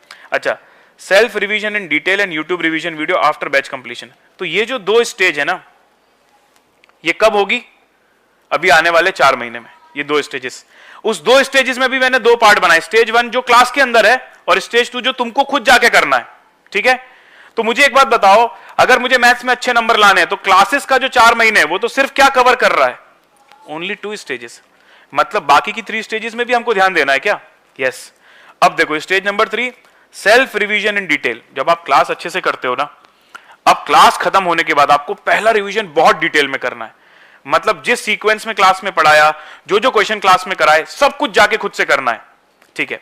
अब क्या होता है, रिवाइज करते समय बच्चों को ना थोड़ा सा ऐसा लगता है सर बहुत स्लो हो रहा है। आप में से कितने बच्चे सितंबर में एग्जाम देने वाले हो? वाओ, ऑलमोस्ट सारे। कितने जनवरी 26 वाले हैं? एक ही बंदा है। तो सितंबर 25 में जो एग्जाम दे रहे हैं, मैं आपको बताऊं, अगर हम मिड जुलाई एंड तक बैच खत्म करते हैं तो आपके पास सेल्फ रिवीजन के लिए कितना टाइम है? 1 मंथ एंड 10 डेज लगभग, क्योंकि मिड ऑफ सितंबर में पेपर होंगे आपके, मान के चलो। फाउंडेशन के बिगिनिंग ऑफ द मंथ से नहीं होते, मिड ऑफ द मंथ से होते हैं। तो 1 महीने 10 दिन में अगर आपको पूरा सिलेबस रिवाइज करना है, तो कभी कभी आपको ऐसा लग सकता है कि सर बहुत स्लो जा रहा है। तो मैंने मेरे बहुत सारे रिवीजन वीडियोस यूट्यूब में डाले हुए हैं चैप्टर वाइज, और उसमें वो सारे क्वेश्चन करवाता हूं जो क्लास में करते हैं हम लोग, बट स्पीड में कराता हूं, तो उनका भी आप हेल्प ले सकते हो। ये स्टेज नंबर 3 हो गया। अच्छा, अब क्या होता है, एक बार रिवाइज करने के बाद बच्चों को क्या लगता है बस रिवाइज हो गया, ठीक है, पर उसने ये प्रैक्टिस नहीं करी कि वो 100 मार्क्स का पेपर कैसे एग्जाम में देगा, क्या वाकई में 2 घंटे में वो पेपर खत्म कर पाएगा। इसलिए फर्स्ट रिवीजन करने के बाद देखो स्टेज नंबर 4 में क्या दिया है, test series and mock papers. Test series वो हो गई जो आपको क्लासेस से प्रोवाइड होगी, और आईसीएआई हर अटेम्प्ट से पहले 2 मॉक टेस्ट पेपर लेकर आता है। जिनको नहीं पता उनको बता दूं, 2 मॉक टेस्ट पेपर लेकर आता है। वो बच्चे क्या करते हैं, सर मॉक टेस्ट पेपर आया वीडियो बना दो। अरे भाई वीडियो तो मैं बनाऊंगा यूट्यूब में, उसमें कोई प्रॉब्लम नहीं है, पर मुझे बताओ उसका ऑब्जेक्टिव क्या ये है कि तुम उसका वीडियो देख लो? मॉक पेपर, मॉक मतलब समझ रहे हो ना, जो ट्रायल होता है। तो आपको 2 घंटे का टाइमर लगा के वो पेपर देना है पहले। आपके 60 मार्क्स आ रहे हैं, कोई बात नहीं, आपको पता तो चलेगा कि आप टाइम मैनेज नहीं कर पा रहे, गलतियां कर रहे हो, वॉट एवर। तो ये मॉक पेपर देना भी उतना ही जरूरी है जितना इंपॉर्टेंट रिवीजन करना है। अच्छा, इससे फायदा क्या होता है, स्टेज नंबर 4 में आपने मॉक पेपर दिया ना, मॉक पेपर देने के बाद आपको अपना वीक एरिया पता चलता है, फिर आखिरी के 15 दिन में आप वीक एरियाज पर काम कर पाते हो। जब मैंने सीए फाइनल का एग्जाम दिया था ना, तो उसका first mock test paper series में मैंने 8 के 8 पेपर दे दिए थे। उस समय 8 पेपर्स होते थे फाइनल में। मैंने 8 पेपर का मॉक टेस्ट दिया और उसमें से ना मैं 2 सब्जेक्ट में फेल हो गया। 15 दिन बाद पेपर है, 2 सब्जेक्ट में फेल हो गया, बट इससे फायदा क्या हुआ, बाकी के 15 दिन में मैंने सिर्फ और सिर्फ वही 2 सब्जेक्ट पढ़े और वो दोनों सब्जेक्ट में बाउंड्री से पास हो गया। अभी अगर मैंने मॉक पेपर नहीं दिया होता तो क्या मुझे पता चलता कि आखिरी 15 दिन में मुझे कहां ज्यादा ध्यान देना है? नहीं पता चलता ना। तुम भी मान लो कि किसी एक सब्जेक्ट में वीक हो, लेकिन तुम्हें पता ही नहीं है, कब पता चलेगा? रिजल्ट आने के बाद। क्या आप वेट करना चाहते हो वहां तक का? नहीं ना। If you want to know what is your weakness, जल्दी से जल्दी मॉक पेपर्स देंगे अपन, ठीक है? चलो, और स्टेज नंबर 5, कई बार सब कुछ पढ़ा है, सब कुछ रिवाइज किया है, मॉक पेपर भी दिया है, पर लॉ का पेपर खत्म होने के बाद 1 दिन का गैप होता है और फिर मैथ्स का पेपर होता है। इस 1.5 दिन में मैनेज नहीं कर पाए तो भी पूरी 6 महीने की मेहनत वेस्ट हो सकती है। हालांकि जिसने अच्छे से पढ़ाई करी है वो अपना 1.5 डेज में मैनेज कर लेगा। मैं भी आपको टिप्स देता रहूंगा, लेकिन आप भी कॉन्शियसली माइंड में रखना कि आपने जो पूरा सिलेबस 6 महीने में पढ़ा है वो आपको 1.5 डेज में भी रिवाइज करना है, ठीक है? तो उसके हिसाब से हम लोग पहले से तैयारी करते हुए चलेंगे कि जैसे आप अपना सेल्फ रिवीजन कर रहे हो ना, उस समय आप क्वेश्चंस को टिक करते चलो। मैंने 10 क्वेश्चंस दिए, क्या जरूरी है कि 10 में से 2 जो टफ लग रहे हैं सबके सेम है वो 2 tough? Person to person change होता है ना। तो आप समझना एक बात, कुछ चीजें ऐसी होंगी जो आपको खुद भी करनी होंगी। मैं आपको गाइडेंस दे सकता हूं पर आपके लिए कर नहीं सकता ना, वो स्पून फीडिंग में करना नहीं चाहता। क्योंकि जब आपको पूरी की पूरी प्लानिंग कोई करके दे देता है ना, तो आप ओनरशिप नहीं लेते चीजों की, समझ रहे हो? तो कुछ ओनरशिप मैं आपको भी दूंगा कि ये वाला काम आपको खुद आपके लिए करना है, ठीक है एवरीवन? चलो, अब देखो क्लासेस में क्या क्या कवरेज होगा। इन डेप्थ कॉन्सेप्चुअल क्लैरिटी, जो स्टडी मैट के क्वेश्चंस और जो एक्स्ट्रा क्वेश्चंस मैंने बुक में लिए वो तो हम करेंगे, बट कॉन्सेप्ट को समझने के लिए मैं खुद के एग्जांपल्स बनाता हूं क्लास में इंस्टेंटली, जो किसी बुक में नहीं होते, वो बैच टू बैच चेंज भी हो जाते हैं। अच्छा, solving of study material MCQs, extra important MCQs from PYQ and MTP, और daily practice problem. Daily practice problem आपको जो बुक मिलेगी ना, उसमें एक कंपाइलर बुक भी मिलेगी, क्वेश्चन बैंक। उस क्वेश्चन बैंक में से मैं कुछ कुछ क्वेश्चन आपको डेली बेसिस पर दूंगा। तो देखो, जो मेन बुक है कॉम्प्रिहेंसिव बुक, वो पूरी क्लास में सॉल्व होगी, पूरी मतलब हर एक क्वेश्चन मैं यहां सॉल्व करूंगा, तुम मेरे साथ लिखोगे। हो सकता है मैं तुमको टाइम दूं कि चलो पहले तुम सॉल्व करो फिर मैं करवाऊं, बट ये मान के चलो आप 100% of those questions will be solved in the class itself. But इसके अलावा जो एमसीक्यू कंपाइलर है उसके क्वेश्चन तुमको घर जाके करने रहेंगे कुछ कुछ, जो मैं टिक करके तुमको डेली दूंगा। चलो अब बुक के बारे में बात कर लेते हैं। So there will be 4 books. Comprehensive book पहली रहेगी मैथ्स की, फिर एक कॉम्प्रिहेंसिव बुक रहेगी वॉल्यूम 2 जो कि रहेगी आपकी स्टैटिस्टिक्स और एलआर कंबाइंड रहेगा उसमें, फिर रहेगी एमसीक्यू कंपाइलर। अब ये क्या है मैं इसके बारे में बताता हूं। एमसीक्यू कंपाइलर मई 2018 से सीए फाउंडेशन शुरू हुआ है। इसके पहले सीपीटी होता था। सीपीटी में इतना ज्यादा लेंदी सिलेबस नहीं होता था, 100 मार्क्स का, 50 मार्क्स का आता था पूरा मैथ्स और इको एक ही पेपर होता था। तो अभी ये मान के चलो कि मई 18 से ये एग्जामिनेशन शुरू हुई है। तो मई 18 से लेके अभी तक में जितने भी पेपर में क्वेश्चन आए हैं, प्लस जितने भी मॉक टेस्ट पेपर आईसीएआई ने रिलीज किए हैं, वो सारे फ्री में अवेलेबल है नेट में, जाओ डाउनलोड कर लेना। लेकिन क्या तुम्हारे पास इतना टाइम है कि तुम वहां पर हर एक क्वेश्चन में कौन से चैप्टर से आया है, कौन सा क्वेश्चन में मिस्टेक है, किस में आईसीआई ने पीछे गलत आंसर दिया है, ये सब करने बैठोगे तुम क्या अभी? नहीं ना, वो मैंने तुम्हारे लिए कर दिया है। मतलब मैंने उस बुक के अंदर चैप्टर वाइज आज तक के जितने भी क्वेश्चंस आए हैं उसको अरेंज कर दिया है, और not just chapter wise, rather topic wise. जैसे सिंपल इंटरेस्ट पढ़ते हैं, कंपाउंड इंटरेस्ट पढ़ते हैं, एन्युटी पढ़ते हैं, तो वहां टॉपिक वाइज अरेंज्ड है पूरे के पूरे एमसीक्यूज, ठीक है? तो वो आपके लिए बहुत काम आने वाला है। अच्छा, कुछ लोगों को मैथ्स में बहुत इंटरेस्ट क्रिएट हो जाता है, कहते सर मेरे को 100 क्वेश्चन करना है हर हफ्ते, तो वो बुक आपका वो पूरा जो क्यूरियोसिटी है ना सेटिस्फाई कर देगा। ऑब्वियसली वहां पर 3200 एमसीक्यूज हैं, तो क्या हम सारे के सारे क्लास में कर सकते हैं? पॉसिबल है? नहीं सर, फिर उसके लिए हमको ना 2 साल बाद फाउंडेशन देना पड़ेगा। लेकिन बहुत सारे क्वेश्चन ना आप खुद से उसमें कर सकते हो, तो वो मुझे पता है, मैं आपको बताऊंगा, वो आप करिएगा उसमें, ठीक है? फिर आता है हैंड रिटन नोट्स। जो भी मैं क्लास में लिखूंगा ना, what ever I will write in the class, उसका जो पीडीएफ है वो क्लास के बाद अपलोड हो जाएगा और वो आपके लिए अवेलेबल रहेगा। अब कितने लोग नोटबुक बनाने वाले और कितने लोग पीडीएफ से पढ़ने वाले हैं? नोटबुक वाले कितने लोग हैं? और पीडीएफ से कौन पढ़ेगा? मेरे हैंड रिटन नोट्स की पीडीएफ? हाँ, नहीं भाई ऐसा बिल्कुल मत करना। वो सिर्फ और सिर्फ इसलिए है कि कभी तुम्हारा कुछ लिखना रह गया क्लास में तो you can refer it. Otherwise अगर तुमने अपना पेन नहीं चलाया है ना, ना तुम्हारा कैलकुलेटर चलने वाला हो ना तुम्हारे सर्कल बनने वाले। मैं पहले बता देता हूं, ज्यादा से ज्यादा हमें खुद से लिखना है। जितना ज्यादा हम खुद लिखेंगे उतना ज्यादा रिटेन रहेगा माइंड में, ठीक है। Now handwritten notes in PDF आपको हर क्लास के बाद मिल जाएगा। डाउट सपोर्ट, जो लाइव वाले बच्चे हैं ऑनलाइन और जो फेस टू फेस वाले बच्चे हैं, मैं अप्रोच फॉलो करता हूं सबका साथ सबका विकास। मतलब नहीं रे सबका साथ सबका विकास मतलब हो सकता है तेरे को तुरंत कोई बात समझ में आ जाए और तेरे को ना आए, ठीक है। तो अभी ये बोलेगा सर आगे बढ़ो, तुम बोलोगे नहीं सर एक बार और रिपीट करो, तो मैं किसकी सुनूंगा?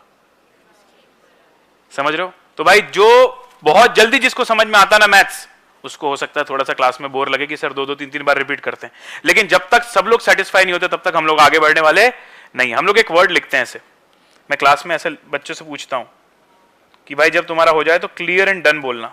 अभी क्लियर एंड डन का मतलब क्या है? क्लियर मतलब समझ में आ गया, और डन मतलब तुमने कॉपी में भी लिख लिया है। मतलब मैं ये भी ध्यान रखूंगा कि तुमने वो सॉल्यूशन लिख लिया है कि नहीं। क्योंकि मुझे एक बात बताओ यार, अगर मैं तुमको घर में क्वेश्चन सॉल्व करने को देता हूं और कॉपी भी तुमने क्लास में कंप्लीट नहीं करी, तो पहले तुम घर जाके कॉपी कंप्लीट करोगे या क्वेश्चंस करोगे? इसलिए क्लास के अंदर लिखते भी चलेंगे, समझते भी चलेंगे, और इसके बाद एक्स्ट्रा चीजें घर में जाके करना हमको, ठीक है एवरीवन? तो ये क्लियर एंड डन वाला अप्रोच भी आपको फॉलो करना है। अच्छा, कई बार ऐसा भी तो होता है क्लास के बाद डाउट आता है। हो सकता है मैंने जो तुमको क्वेश्चंस दिए जो तुम घर जाकर कर रहे हो उसमें तुमको डाउट आया, तो वो भी तुम मुझसे पूछ सकते हो। हमारा डेडिकेटेड डाउट पोर्टल रहेगा, उसमें मैंने टेलीग्राम नंबर तुम लोगों को दिया, उसमें भी पूछ सकते हो। पर डाउट पोर्टल हमारा सेपरेट क्यों हमने बनाया, मैं रीजन बताता हूं तुमको। मेरा टेलीग्राम नंबर तो सबके पास है, जो लोगों ने एनरोलमेंट नहीं किया उनके पास भी है। तो अभी सारे टेलीग्राम मैसेज अगर मैं पहले देखने जाऊंगा तो मैं ये थोड़ी पता कर पाऊंगा कि कौन इसमें से हमारे क्लास में बैच का स्टूडेंट है, कौन नहीं है। कोई कुछ और भी मैसेज भेज रहा होगा टेलीग्राम में। तो मेरा क्या रूटीन होता है मैं बता दूं आपको। जब भी मैं क्लासेस से फ्री होता हूं सबसे पहला काम होता है डाउट पोर्टल चेक करने का। और जो डाउट पोर्टल में बच्चे डाउट भेजते हैं वो सिर्फ वही बच्चे होते हैं जो बैच के होते हैं। तो पहले पूरा डाउट पोर्टल खाली हो जाता है, उसके बाद मैं टेलीग्राम चेक करता हूं। तो आप लोगों को भी अगर डाउट पूछना है क्लास के अलावा तो डाउट पोर्टल में पूछ सकते हो। और जो लोग यहाँ पर फेस टू फेस हैं भाई, क्लास के बाद भी हम लोग थोड़ी देर रुकते ही हैं, तो वैसे भी आप डाउट पूछ सकते हो। लेकिन फिर भी मैं आप लोगों से रिक्वेस्ट करूंगा, क्लास के दौरान जितना ज्यादा हो सके डाउट पूछो, ठीक है? बिल्कुल हेजिटेट किए बिना। कई बार ऐसा होता है ना कि हमको ऐसा लगता है अरे मैं ये डाउट पूछूंगा सब लोग मेरी तरफ देखेंगे कि यार ये कितना गधा है। ऐसा बिल्कुल मत सोचना। सबसे बड़ा रोग क्या कहेंगे लोग, ठीक है? तो क्या कहेंगे लोग ये सोचते हैं, अगर तुम बैठोगे तो बाद में और पछताओगे कि यार लोग क्या कह रहे हैं, बताओ अभी तक अटेम्प्ट ही नहीं निकल पा रहा, बताओ फाउंडेशन इतने टाइम से दे रहा है। तो इससे बेटर ये है कि तुम क्लास में जो भी क्वेरी आ रही है तुरंत पूछ लो, कोई प्रॉब्लम की बात नहीं। थोड़ा बहुत मैं रोस्ट करूंगा तो चला लेना, ठीक है? लेकिन इट्स ओके यार, it's part of the class. Test support, chapter wise test जो मैंने आप लोगों को बोला, हर चैप्टर के खत्म होने के बाद एक ऑनलाइन टेस्ट होगा जिसमें नेगेटिव मार्किंग भी एप्लीकेबल होगी, ठीक है? अच्छा, यहां पर क्या कोई ऐसा टेस्ट लेने का जरूरत है क्या कि आपको मैं कॉपी चेक करके दूं? ये तो एनीवेज एमसीक्यू है ना, तो आपको अपने फोन में ही ये टेस्ट देना रहेगा। और ये क्लास में जैसे चैप्टर खत्म होगा मैं हर चैप्टर के बाद बताऊंगा कब टेस्ट होने वाला है। फिर होता है टेस्ट सीरीज, ये आपके बैच में इंक्लूड होता है। तो ये टेस्ट सीरीज के अंदर ना प्रॉपर सेक्शनल टेस्ट होते हैं, जैसे मान लो मैथ्स का अलग, स्टैट्स का अलग, एलआर का अलग, और फिर फुल सिलेबस अलग। ऐसा वो प्रॉपर जो उसका शेड्यूल बनेगा वो मैं आपके साथ शेयर करूंगा। तो सेक्शनल टेस्ट भी होते हैं और फुल टेस्ट भी होते हैं। अब मैं आता हूं भाई Google drive folder and tracker में। ये इंपॉर्टेंट चीज है, तो मैं दिखाता हूं आपको मैं क्या कहना चाहता हूं। ये इस तरीके से गूगल ड्राइव फोल्डर की लिंक आपको दी जाएगी। नजर आ रहा है सबको? जूम करता हूं थोड़ा, इसमें कैसे जूम होता है भाई? चलो छोड़ो। तो अभी जो चैप्टर में शुरू करने वाला हूं उसके डेमो नोट्स मैंने यहां डाले हुए हैं। जो भी बच्चे यूट्यूब पर देख रहे हैं भाई, इस फोल्डर की लिंक मैंने आप लोगों के लिए डाली हुई है ताकि आप लोग वहां से डाउनलोड कर पाओ। फिर आईसीआई का स्टडी मटेरियल जो नया वाला है उसका मैंने पूरा पीडीएफ डाला हुआ है। इनकेस कभी मान लो आपको कभी कुछ रेफर करना हो स्टडी मैट में और आपने कैरी नहीं किया अपने साथ, तो मैंने एक ही जगह पर डाउनलोड करके डाल दिया। ये दो तो ऐसे ही है। सबसे इंपॉर्टेंट चीज अब बताता हूं मैं आपको, ये है शीट। हर एक लेक्चर किस दिन हुआ, उसमें कौन सा चैप्टर कवर हुआ, उसमें कौन से क्वेश्चंस और कौन से कॉन्सेप्ट्स मैंने करवाए और कौन से क्वेश्चन मैंने डीपीक्यू में दिए तुमको, वो सब कुछ यहां पर लिखा रहेगा आपका। और उसके अलावा आप यहां देख रहे हो एनोटेशन पीडीएफ लिखा हुआ है लास्ट में।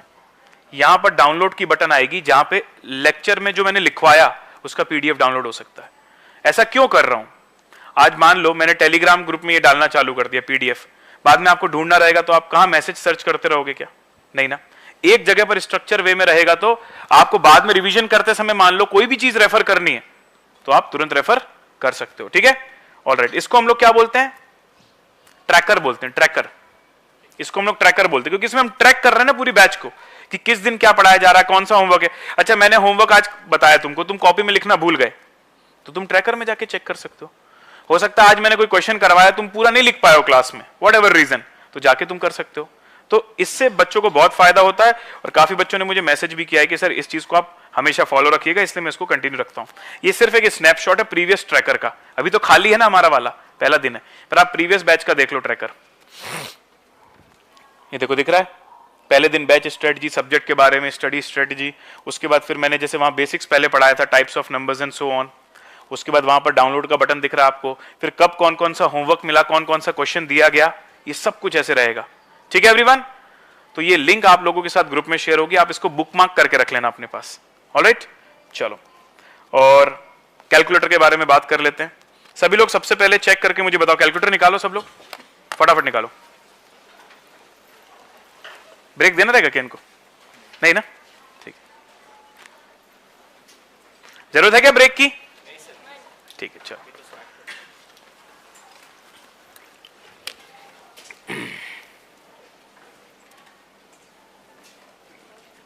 How many days you will take to complete the concept? ऐसा नहीं होता भाई, कॉन्सेप्ट क्वेश्चन सब साथ में चलता है।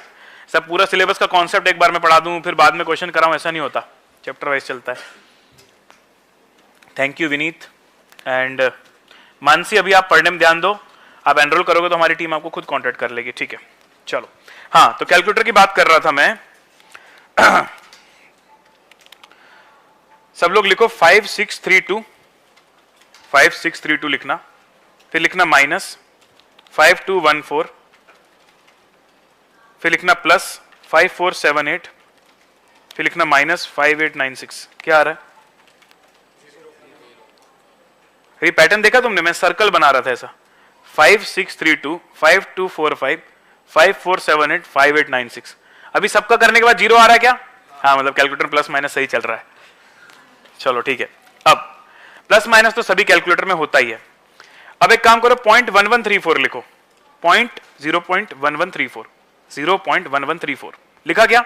अभी कैलकुलेटर को उल्टा करो, कैलकुलेटर हेलो बोल रहा क्या? ठीक है, सही काम कर रहा है तुम्हारा कैलकुलेटर, बराबर है। चलो अभी सुनो, क्या m प्लस m माइनस की बटन है सबके कैलसी में? m प्लस m माइनस है, ठीक है। mr या mrc नाम से भी होगी button.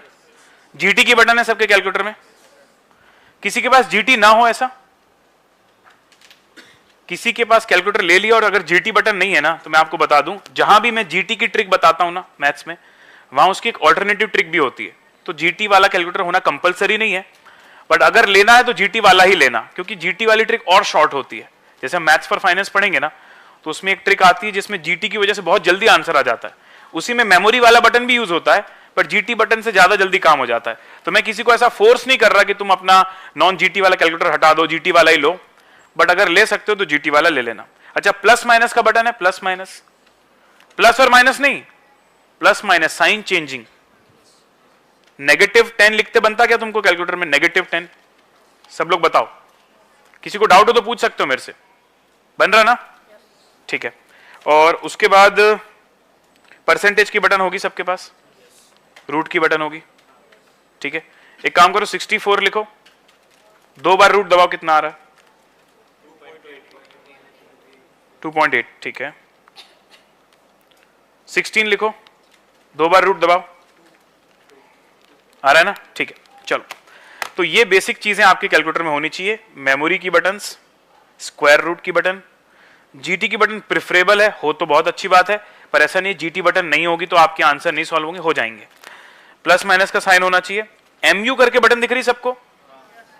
I don't know accounts में सर लोग यूज करते हैं कि नहीं, बट हमारे मैथ्स में एमयू बटन का यूज नहीं आएगा, तो अगर एमयू नहीं है तो चलता। 12 डिजिट का कैल्सी होना चाहिए, बहुत बड़ा कैल्सी मत रखना। आईसीआई की गाइडलाइन है कैलकुलेटर के ऊपर, हालांकि ऐसा नहीं कि वो एकदम फॉलो करते हैं, बट अगर कोई गाइडलाइन है तो हमको वो फॉलो करनी चाहिए। मतलब ऐसा बहुत बड़ा कैलकुलेटर लेके मत चले जाना। नॉइसलेस होना चाहिए। आवाज तो नहीं आ रही तुम्हारे कैलकुलेटर में हर एक बटन को दबाने के बाद? नहीं, ऐसे सायरन वाली आवाज, ऐसा भैया अभी बटन को प्रेस करेंगे वो आवाज तो आएगी। अच्छा, साइंटिफिक कैलकुलेटर भी अलाउड नहीं है, ठीक है? तो कोई अपने भैया दीदी जो इंजीनियर है उनका साइंटिफिक कैलकुलेटर लेके आ गया हो अगर, तो भाई वो अलाउड नहीं है, ऐसे ही आपको यूज करने नहीं देगा। अच्छा, ये है प्रिफरेबल मॉडल MJ12D। MJ12D मेरे पास भी, अभी इसका एक और वेरिएंट आता है MJ12DA। क्या वो चलता? मैंने उसको यूज करके देखा, उसमें ट्रिक काम नहीं करती, इसलिए बहुत स्पेसिफिक रहना। या तो केसियो का लोगे तो यही मॉडल लेना, अगर केसियो का ले रहे हो ना यही मॉडल लेना, और अगर केसियो का नहीं है कोई भी जनरल है तो ये वाला देख लेना, फिर 512 लिखा होना चाहिए। ये वाला है किसी के पास? तुम्हारे पास 512 है ना, दिखाओ भाई। ये देखो इसमें लिखा है 512। अभी अलग अलग ब्रांड के होते हैं लेकिन सब में 512 लिखा होता है और सब में ट्रिक चल जाती है। तो केसियो का है तो 12D, और अगर नॉन केसियो है तो 512, ठीक है? चलो, ये हो गया कैलकुलेटर हमारा। बस अब हम लोग रेडी हैं ब्लड रिलेशंस को शुरू करने के लिए। तैयार हो आप लोग भी? ठीक है, चलो। तो अभी आपको कोई नोटबुक की एटसेट्रा की जरूरत नहीं, फिर भी मैं बस ये दिखा देता हूं कॉम्प्रिहेंसिव बुक आपको, किस तरीके से हमारी कॉम्प्रिहेंसिव बुक रहती है। इस तरीके से आपको पहले वेटेज लिस्ट दी जाएगी कि मई 18 से लेकर अभी तक इस चैप्टर में से कितने कितने नंबर के एमसीक्यूज आए हुए हैं। तो लगभग क्या लग रहा है आपको, ब्लड रिलेशंस कितने नंबर का है? 5 ही दिख रहा है अभी, है ना? पिछले कुछ अटेम्प्ट से तो एग्जैक्टली 5 नंबर का आ रहा है, तो लगभग 5 नंबर का आप मान के चलो। अच्छा, अब ना कुछ बातें हम इसके अंदर करते हैं।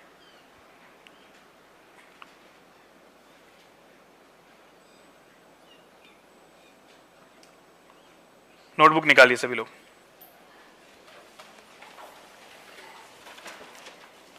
ठीक है, अब आप मेरे साथ लिखिए हेडिंग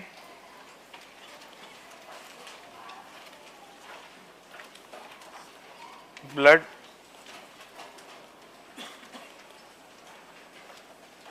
रिलेशंस।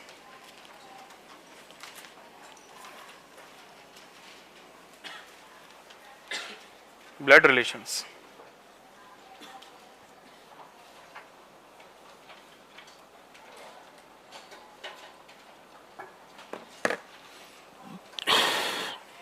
ठीक है। एक एग्जांपल लिखिए।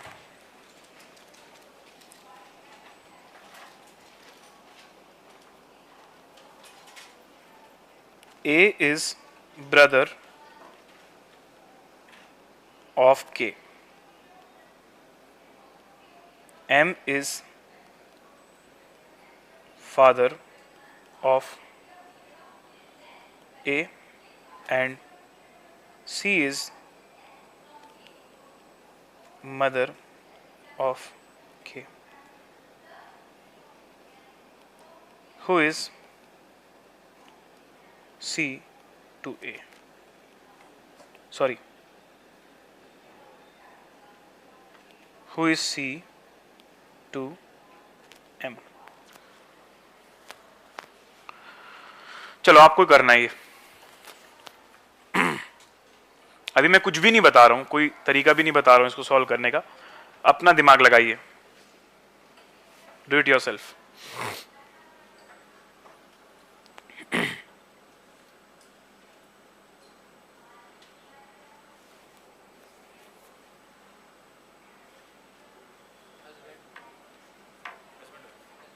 नहीं, मैंने जो एग्जैक्ट आंसर उसका एक ही आएगा, या तो हस्बैंड या तो वाइफ, वो आंसर दो मुझे। हाँ जी, क्या आंसर है? वाइफ आ रहा है? हस्बैंड वाइफ के अलावा किसी का आंसर आ रहा है क्या? हस्बैंड किसका आ रहा है आंसर? हस्बैंड नहीं आ रहा किसी का? हस्बैंड आ रहा आपका, ठीक है। हस्बैंड वाइफ के अलावा?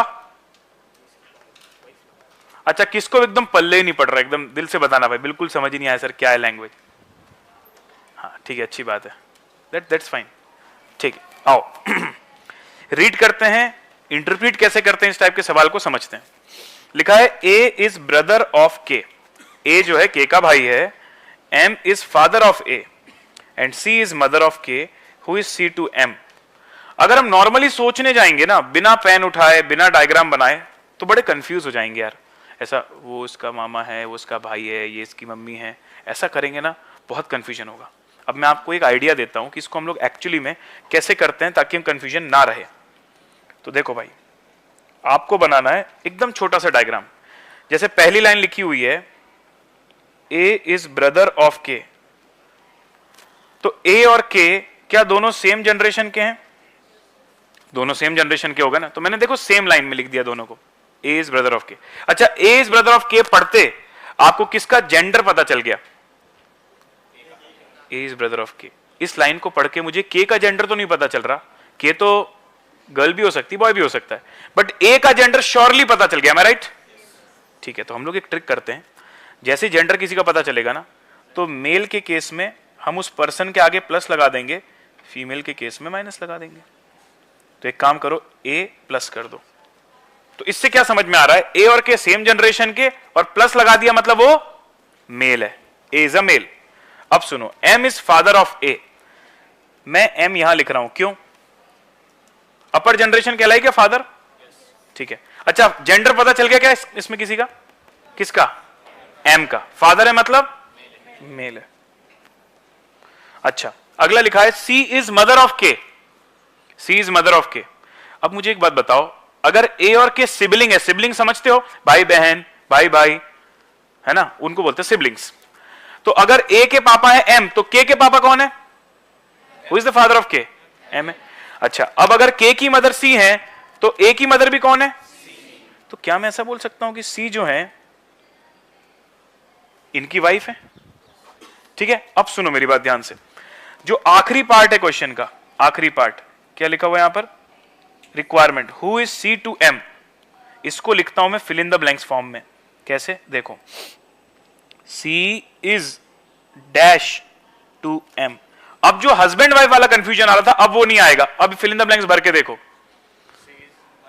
C is wife to M। समझे क्या? बराबर, इस तरीके से आंसर मिले। अभी मैंने ये आपको सिर्फ एक बेसिक आइडिया दिया है ब्लड रिलेशंस के क्वेश्चन को सॉल्व करने का, इसमें बहुत वैरायटीज आएंगी। मैंने खुद से प्रो टिप बनाई हुई है। प्रो टिप मतलब कि ब्लड रिलेशंस का कोई भी क्वेश्चन अगर आ जाए तो उसमें कौन से 5-6 बात याद रखोगे तो कभी गलत नहीं होगा। ठीक है, वो प्रो टिप मैंने यूज करवा दी, लेकिन अभी आपको बताई नहीं है। ठीक है, चलो, तो ये एग्जांपल क्लियर एंड डन है सबको? सबने लिख लिया, डायग्राम बना लिया? ठीक है, अब एक आइडिया लगा। अच्छा, तो ओरली करोगे इसको या डायग्राम बना के करोगे? इसको ओरली करने जाओगे ना तो गलत होने के चांसेस ज्यादा हैं, पर थोड़ा सा अगर चार्ट जैसा बना लोगे ना तो गलती नहीं होगी। ठीक है, एक और क्वेश्चन दूं? Okay sir, another example. If C is sister of D and F is father of F is father of D, who is F to C?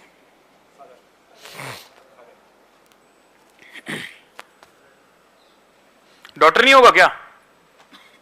Daughter नहीं होगा क्या? अच्छा, एक और क्वेश्चन देता हूं इसके अंदर, also find who is C to F। मतलब क्वेश्चन की लाइन अगर थोड़ी सी उल्टी हो जाए तो आंसर भी बदल सकता है क्या? है ना? तो सिर्फ डायग्राम बनाना सफिशिएंट नहीं है, एग्जैक्ट रिक्वायरमेंट क्या है क्वेश्चन की ये भी देखना जरूरी है। अब देखो, मैं डायग्राम बनाता हूं यहां पर आपके लिए, और फिर हम लोग समझते हैं मैं क्या कहना चाहता हूं। C is sister of D, किसका जेंडर पता चला मुझे? D का जेंडर पता चला क्या? नहीं पता चला। ठीक है, अब सुनो, F is father of D, बराबर है, F is father of D। इतना डायग्राम था बस।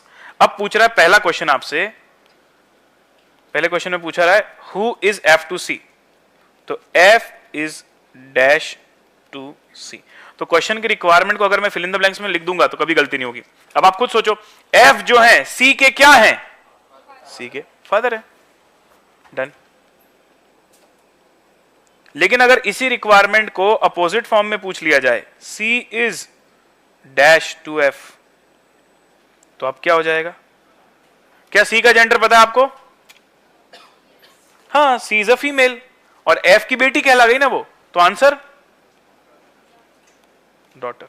अच्छा, एक और फिल इन द ब्लैंक्स मैं लिख रहा हूं, अभी तुम उसका आंसर बताना मुझे, ठीक है?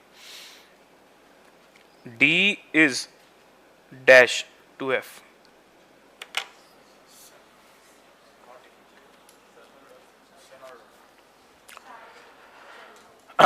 अब देखो, ऐसा क्वेश्चन भी आता है पर एमसीक्यू है। अब एमसीक्यू लिखता हूं, ठीक है? इसके लिए एमसीक्यूज लिखता हूं। ऑप्शन ए, ये मैं थर्ड पार्ट के लिए लिख रहा हूं। ये दो तो क्वेश्चन में पूछा था, ये और ये जो पार्ट सी है ना, इस क्वेश्चन को मैं एमसीक्यू फॉर्म में कन्वर्ट कर रहा हूं। तो इसके अंदर ऑप्शन ए आपको दिया है। आई एम रियली सॉरी, इसको एबीसी नहीं लिखता ना तो कंफ्यूजन हो जाएगा। इसको 1 2 3 लिख देता हूं, रोमन 1 2 एंड 3। अब मैं क्या लिख रहा हूं यहां पर? D is dash to F। Option A father,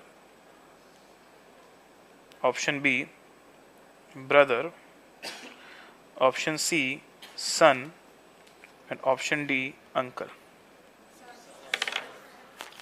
वैसे जब मेरे पास ऑप्शन नहीं थे तो दो पॉसिबल आंसर्स थे, डॉटर भी हो सकती थी, सन भी हो सकता था। लेकिन जब मैंने ऑप्शंस देख लिए, क्या अब मुझे कोई कंफ्यूजन है? अब तो सर फॉर श्योर आंसर सन ही आएगा। क्या अब आपको समझ में आया? एमसीक्यू होने से कुछ चीजें बदल जाती हैं। ठीक है एवरीवन, चलो अब एक बुक का क्वेश्चन करेंगे हम लोग। आइए, दिस वन, ये क्वेश्चन आप लोगों को करना है अभी के अभी, राइट नाउ। लगभग 1 मिनट का टाइम मैं आपको दे रहा हूं, क्योंकि अब आपको मैंने 2 क्वेश्चन ऑलरेडी करवाए हैं, तो मुझे लगता है आप कर सकते हो इसको। हाँ भाई, दिया पटेल, बिल्कुल सही बोला था आपने भी, और यहां पर भी सम्यक सही है। ठीक है, ओके, आई होप सभी को दिख रहा है ये question. P is Q's brother, R is Q's mother, S is R's father, T is S's mother. How is P related to T?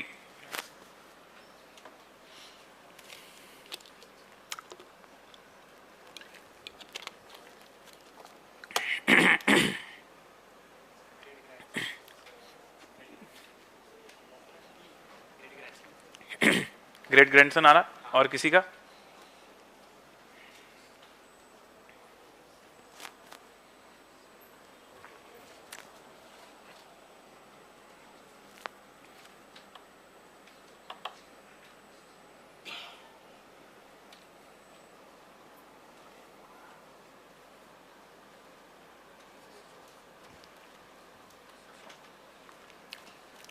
Done हो गया आपका?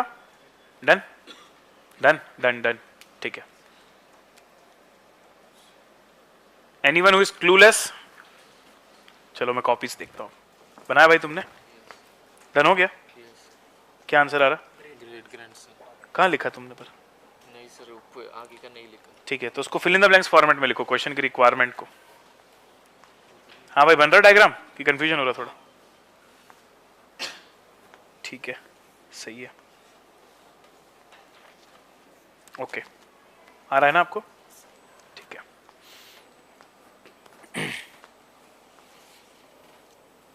चार्ट कहाँ है भाई? चार्ट नहीं, अपने को पूरा लिखने की जरूरत नहीं है। चलो अभी और क्वेश्चन करेंगे, तुम समझ जाओगे। अपन सिर्फ प्लस माइनस लिख सकते हैं। जैसे पूरा मदर लिखा तो तुम्हें पूरा मदर लिखने की जरूरत नहीं है। हाँ हाँ, ऐसा, ठीक है। चलो अब मैं बताऊं, जिनको नहीं समझ में आया ध्यान से सुनना।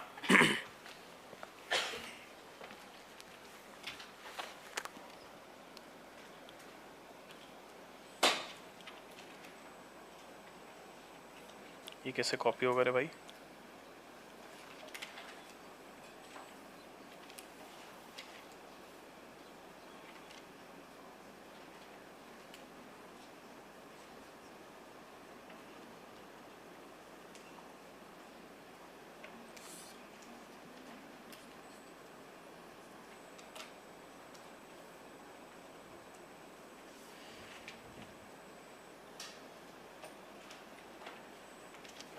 ठीक है,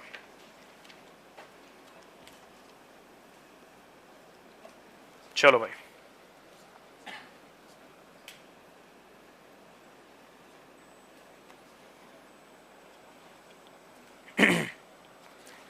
देखो कितने लोगों को बन गया ये वाला, raise your hand.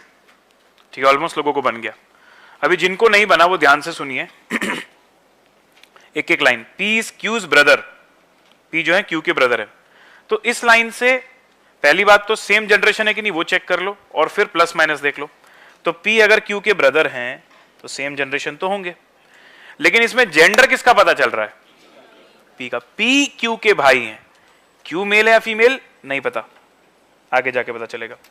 Are is Q's mother, तो मैं आर यहां लिखता हूं और माइनस। क्यों माइनस लिख दिया मैंने? भाई तुम ध्यान देना, यहां पर तुम मदर फादर लिख रहे थे, वहां पे कहीं लिखने की जरूरत नहीं चार्ट में तुमको, ये जो लैंग्वेज लिखी लिखे रहने दो, तुम सिर्फ जेंडर में ध्यान दो यहां। अच्छा, आर मैंने इनके ऊपर लिखा, मतलब इनसे अपर जनरेशन है, ठीक है।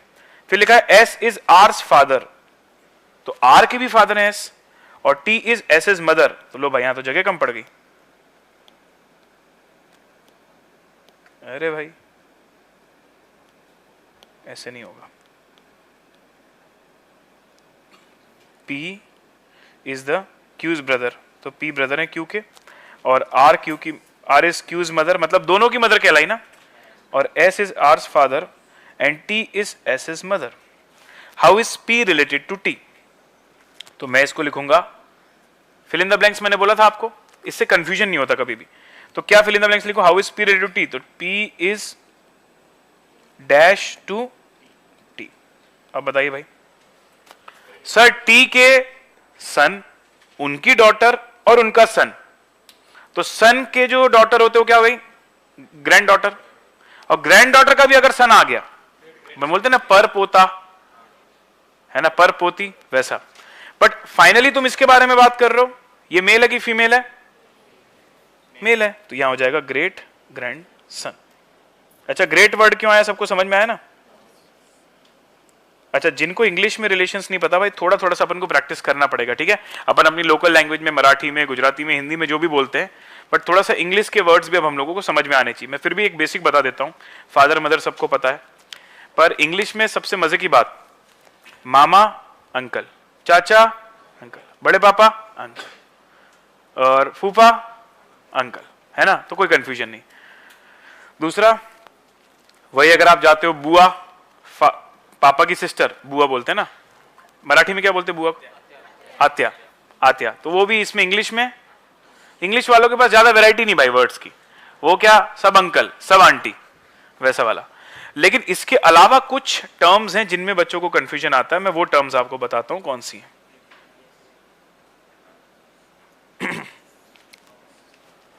एक एक करके देखते हैं। सबसे पहले, कभी कभी ना लैंग्वेज में ऐसा लिखा होता है ग्रैंड फादर्स सन, ग्रैंड फादर्स सन, सोच के देखो एक बार, ग्रैंड फादर मतलब दादाजी, मराठी में क्या बोलते हैं? अजोबा, अजोबा के बेटे सन, तो मेरे दादाजी के बेटे मेरे पापा हो सकते हैं क्या? और अंकल भी हो सकते हैं, ठीक है। तो इन्होंने यहां पर क्लियर नहीं बताया कि कौन है, तो दो ऑप्शंस क्रिएट हो गए, अंकल और फादर।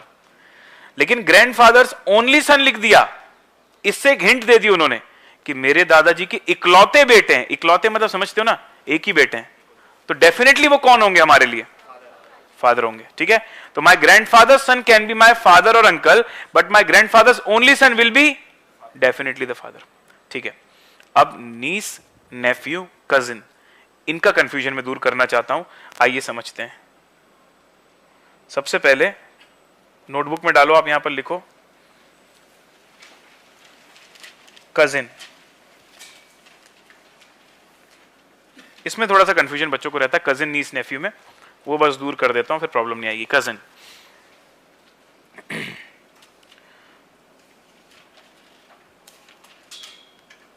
सेम जनरेशन, पहली चीज, पहला पॉइंटर लिख दो, सेम जनरेशन। कजिन वो होते हैं जो सेम जनरेशन के होते हैं। तुम्हारे अंकल का बेटा, उसको तुम भाई बोलते हैं ना, चाचा का बेटा, बट एक्चुअल में वो सिबलिंग नहीं कहलाए ना, ठीक है, वो कहलाते हैं कजिन्स। दूसरी बात, दूसरी लाइन लिखना, जेंडर न्यूट्रल।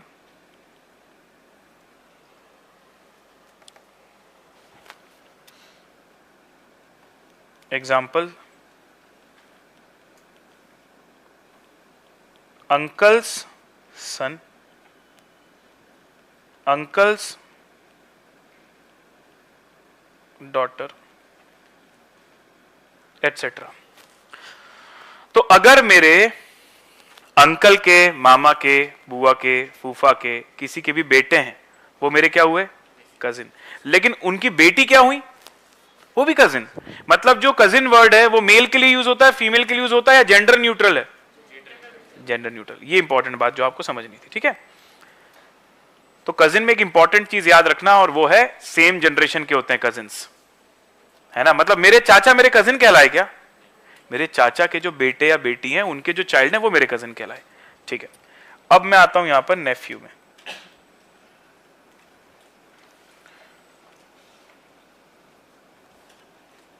पहले मैं हिंदी में लिख देता हूं क्योंकि मुझे मराठी में नहीं पता। आप मराठी में भी लिख सकते हो, भतीजा पब्लिक भांजा। क्या बोलते हैं मराठी में? बादशाह, बादशाह, भादसा, भादसा।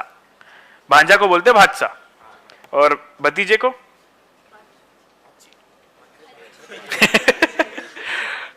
अच्छा देखो, पहले तो मैं भांजा और भतीजे का कॉन्सेप्ट क्लियर करता हूं, ठीक है। मेरे ब्रदर हैं, ठीक है, उनका एक बेटा है, तो मैं उनके लिए अंकल हो गया ना, बट वो मेरे लिए क्या है? भतीजा। उसी को इंग्लिश में क्या बोलते हैं? नेफ्यू। अच्छा, मेरी सिस्टर है, मेरे सिस्टर का एक सन है, मैं उसके लिए मामा, मेरी सिस्टर का सन, मैं उसके लिए मामा, लेकिन वो मेरे लिए क्या? भांजा। तो अगेन अपनी लोकल लैंग्वेज में भांजा भतीजा भी अलग अलग होता है, लेकिन इंग्लिश में वो भी सेम होता। दोनों के लिए क्या यूज करते हैं? नेफ्यू वर्ड। सो यहां मैं लिख देता हूं ओनली यूज्ड फॉर मेल,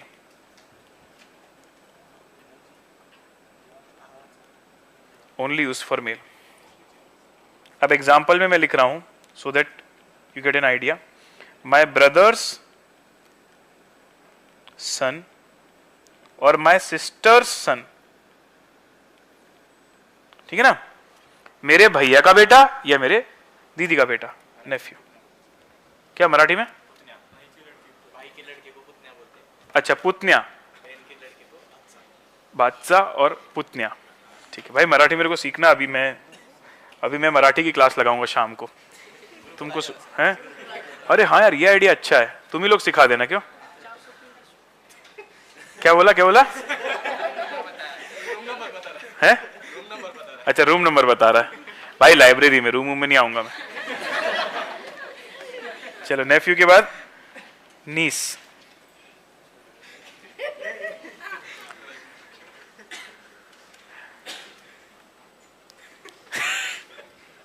ये भाई सबसे सीधा दिखता है, लेकिन सबसे ज्यादा मजाक यही कर रहा है।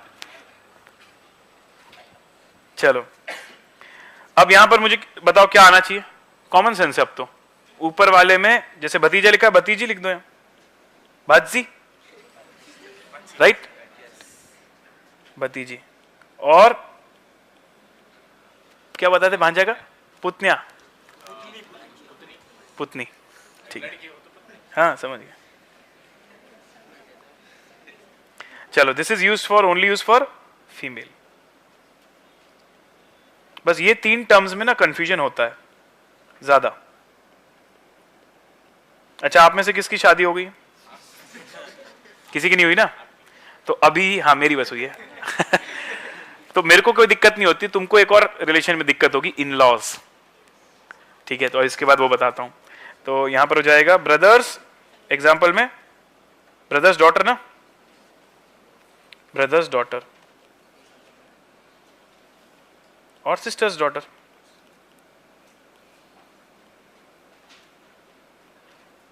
ठीक है। तो कजिन हो गया, नेफ्यू हो गया, नीस हो गया। अब सुनो,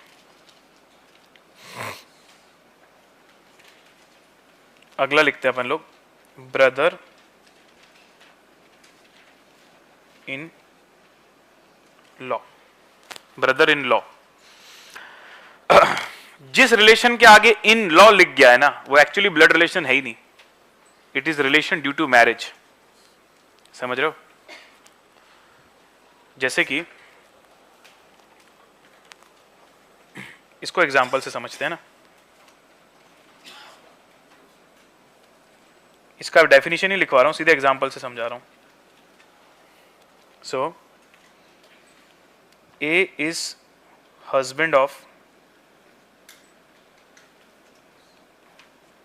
के, ठीक है। P is brother of A. Now who is P to K?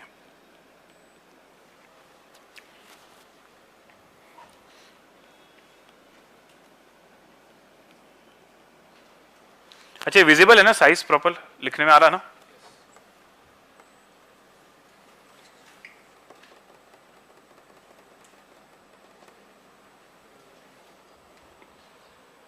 अब देखो इसका मैं चार्ट बनाता हूं। क्वेश्चन लिख लिया सबने? तो देखो ए इज हस्बैंड, तो ए में प्लस कर दिया और के। अच्छा, इससे ए का जेंडर तो पता चल गया, क्या के का जेंडर भी पता चल रहा है? हाँ, अगर वो हस्बैंड है तो ऑब्वियसली के इज वाइफ, ठीक है। And P is brother of A, तो यहां पी लिख दिया। आप देख रहे हो मैंने ब्रैकेट क्यों लगाया है? ताकि समझ में आए कि यार देखो ये हस्बैंड वाइफ है, ब्रदर सिस्टर नहीं है। अदरवाइज सेम जनरेशन में तो ब्रदर सिस्टर भी होते हैं ना। अभी यहां ब्रैकेट में नहीं लगा, पी और ए के बीच में ब्रैकेट नहीं लगा तो वो भाई हैं, लेकिन ए और के बीच में लगा दिया, ठीक है। ये मैं अपनी प्रो टिप में बताऊंगा अभी आगे जाके। तो पी इज ब्रदर ऑफ ए। अब हु इज पी टू के, तो फिल इन द ब्लैंक्स में क्या लिखना है? पी इज डैश टू के। अब एक बार पी के पॉइंट ऑफ व्यू से तुम सोचो, पी के ब्रदर की वाइफ है वो, है ना, मतलब भाभी जी, और उनके लिए पी क्या है? देवर या जेठ, मतलब समझ रहे, उनके हस्बैंड का ब्रदर है। तो क्या सग्गा ब्रदर है? नहीं ना। ये रिलेशन क्यों बना? मैरिज की वजह से बना ना। तो ये जो पी है ये के लिए क्या कहलाएंगे? Brother in law.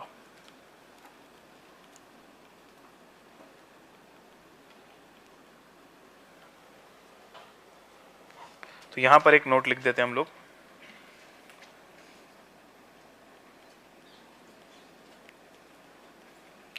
Relations created after marriage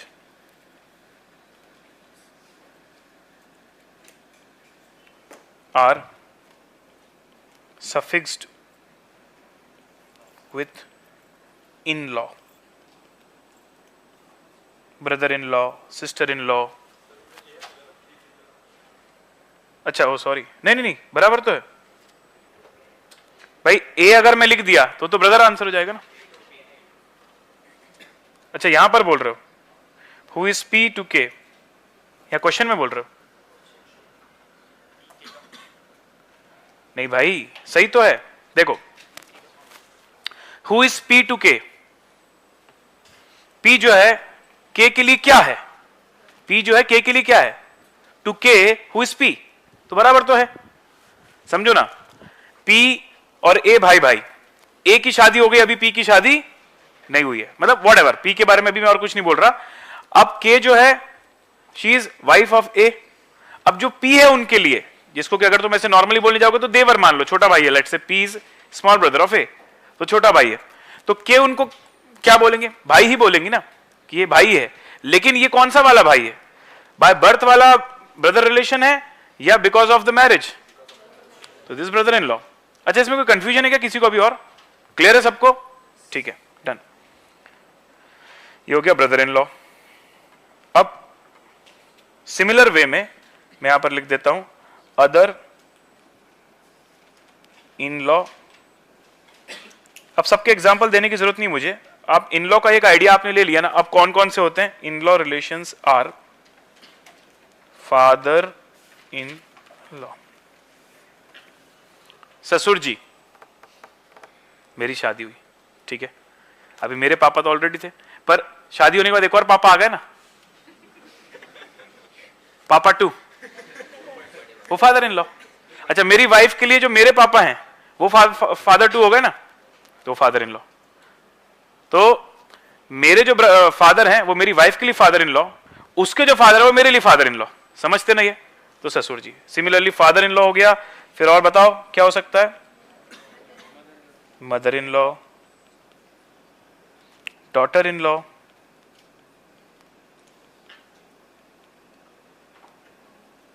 और सिस्टर इन लॉ, एटसेट्रा। ये जो ऊपर वाला एग्जांपल था ना, इसी में अगर मैं क्वेश्चन उल्टा कर दूं, जो भाई बोल रहा था P2K की जगह K2P लिख दूं, हु इज K2P, तो क्या आंसर आना चाहिए?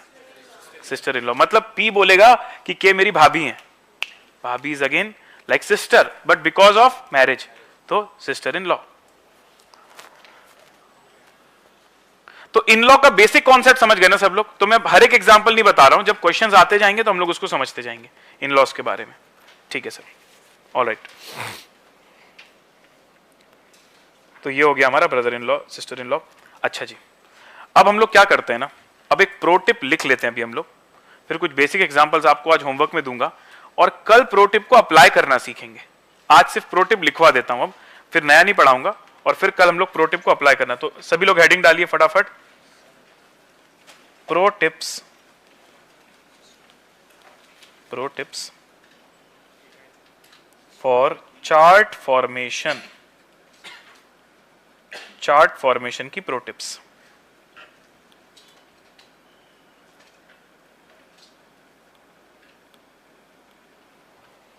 तो हम लोग जो ब्लड रिलेशंस में चार्ट्स बना रहे हैं अभी, तो क्या बहुत सिंपल क्वेश्चन आए ना, तो आपको मुझे कोई टिप नहीं बतानी पड़ी, हम लोग नॉर्मली कर रहे हैं, बट मैंने कुछ रूल्स बना के रखे हुए हैं, जिन रूल से आप करोगे तो कोई प्रॉब्लम नहीं होगी। अच्छा, क्या ये आपको आईसीआई की स्टडी मटेरियल में मिलेगा प्रो टिप?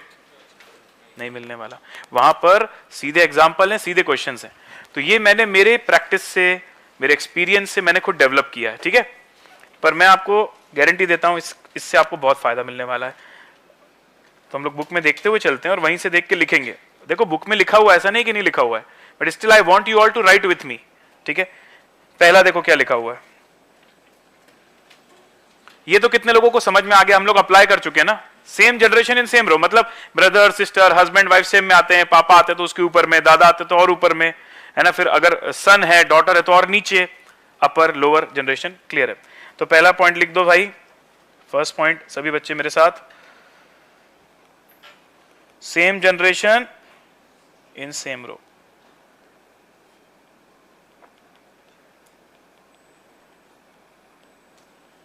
ठीक है। सेकंड, सेकंड क्या बोला हुआ है sir? Distinct marking for gender, मतलब आपको मार्किंग करके चलनी जेंडर की। फिर मैंने क्या लाइन लिखी है? As soon as you know. इसका मतलब यह है, जैसे मैंने बोला A is the brother of K, तो किसका जेंडर पता चल गया? ए का। के का पता चला गया?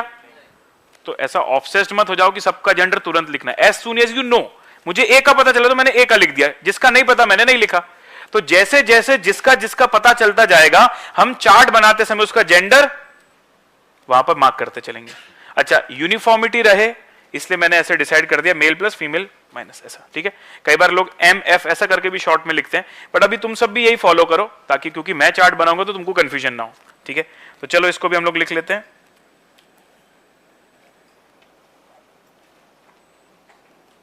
सिंपल लिख दे रहा हूं मैं, जेंडर मार्किंग।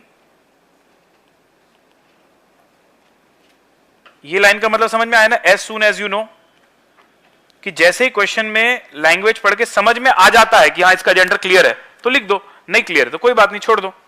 तो gender marking as soon as you know, bracket में लिख देते हैं मेल प्लस फीमेल माइनस, ठीक है? Third point,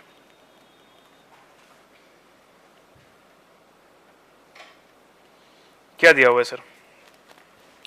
if there is a couple put brackets. क्यों भाई? सो दैट वो कंफ्यूजन ना रहे कि ब्रदर सिस्टर है, ठीक है ना? क्योंकि सेम जनरेशन हो जाता है ना कपल भी। तो ये भी हमने देख लिया अभी ए और के वाले एग्जांपल में। So if there is a couple put brackets.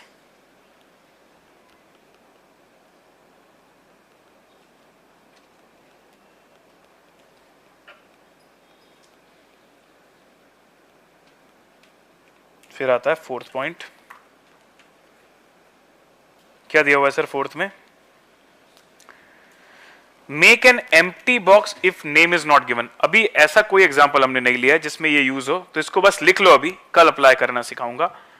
Make an empty box if name is not given. make an empty box if name not given.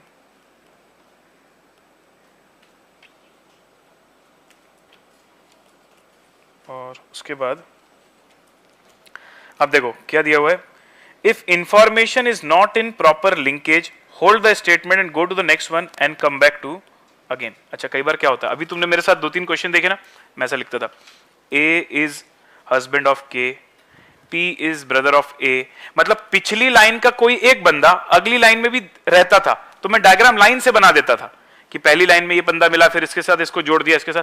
But जब क्वेश्चन के लेवल हाई होंगे ना, तो क्या बोलेगा, कहेगा A is brother of B, M is father of K, D is sister of N, मतलब 8-8, 10-10 लोग आ गए, 6-6 लोग आ गए, और वो जानबूझ के आपको लिंक में नहीं दे रहे हैं, अलग अलग लिंकेज में दे रहे हैं, तो बच्चे कंफ्यूज होते हैं.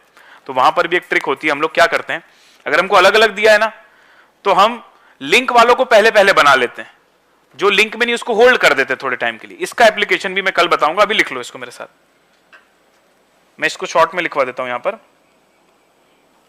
If linkage is not there, if linkage is not there, hold statement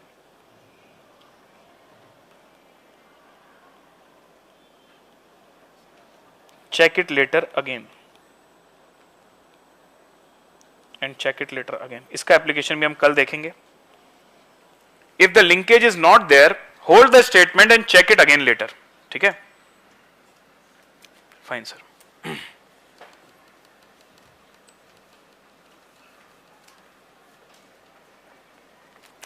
अब आता है अगला हमारे पास, ये वाला आपने यूज किया हुआ है और इसका आपने फायदा भी देखा हुआ है.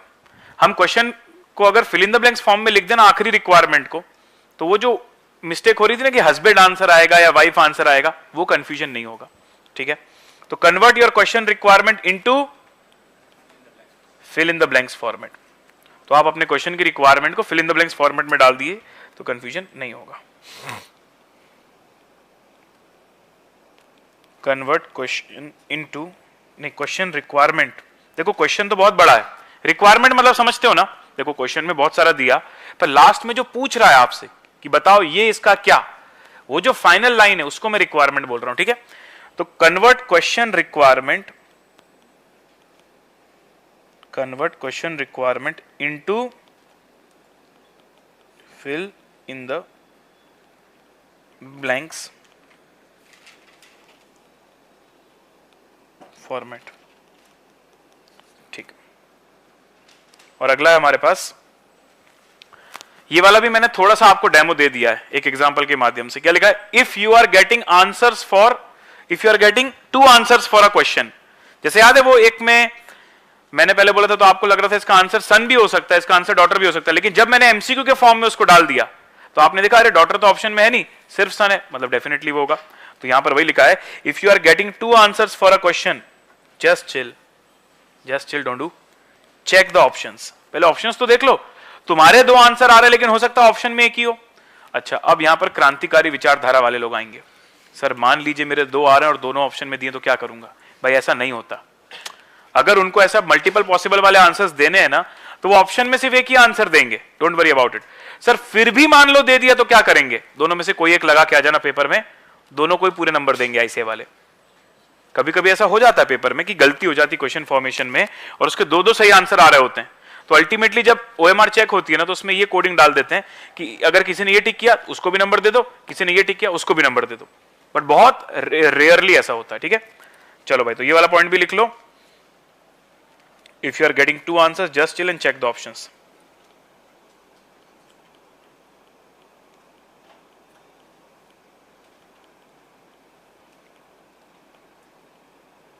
If you are getting 2 answers, check the options.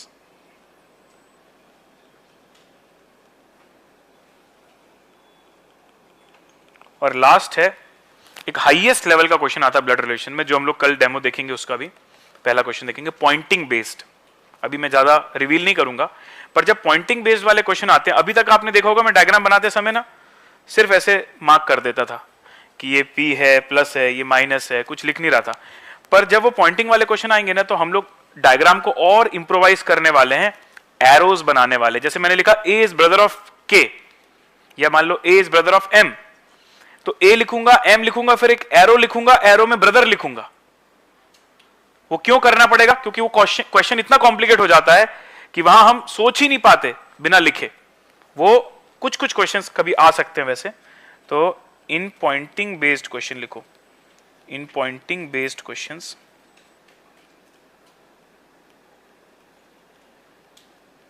We will use arrows also. एक minute, we will use arrows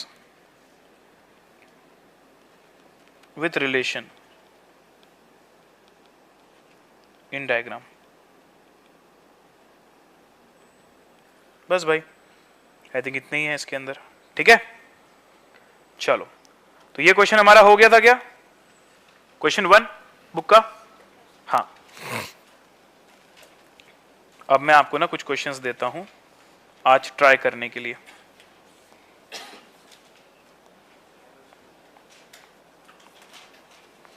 तो आप करिए डीपीक्यू में 23, आप लिखते जाना अपने पास, ये पीडीएफ आपको अवेलेबल हो जाएगी और प्रिंट आउट भी मैं करवा दूंगा आज फेस टू फेस वालों के लिए।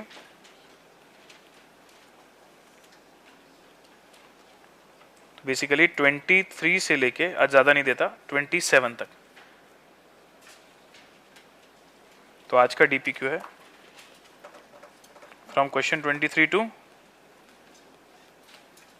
27। ठीक है, करेंगे ट्राई। अच्छा, ब्रेक में ट्राई मत करना, मजा खत्म हो जाएगा।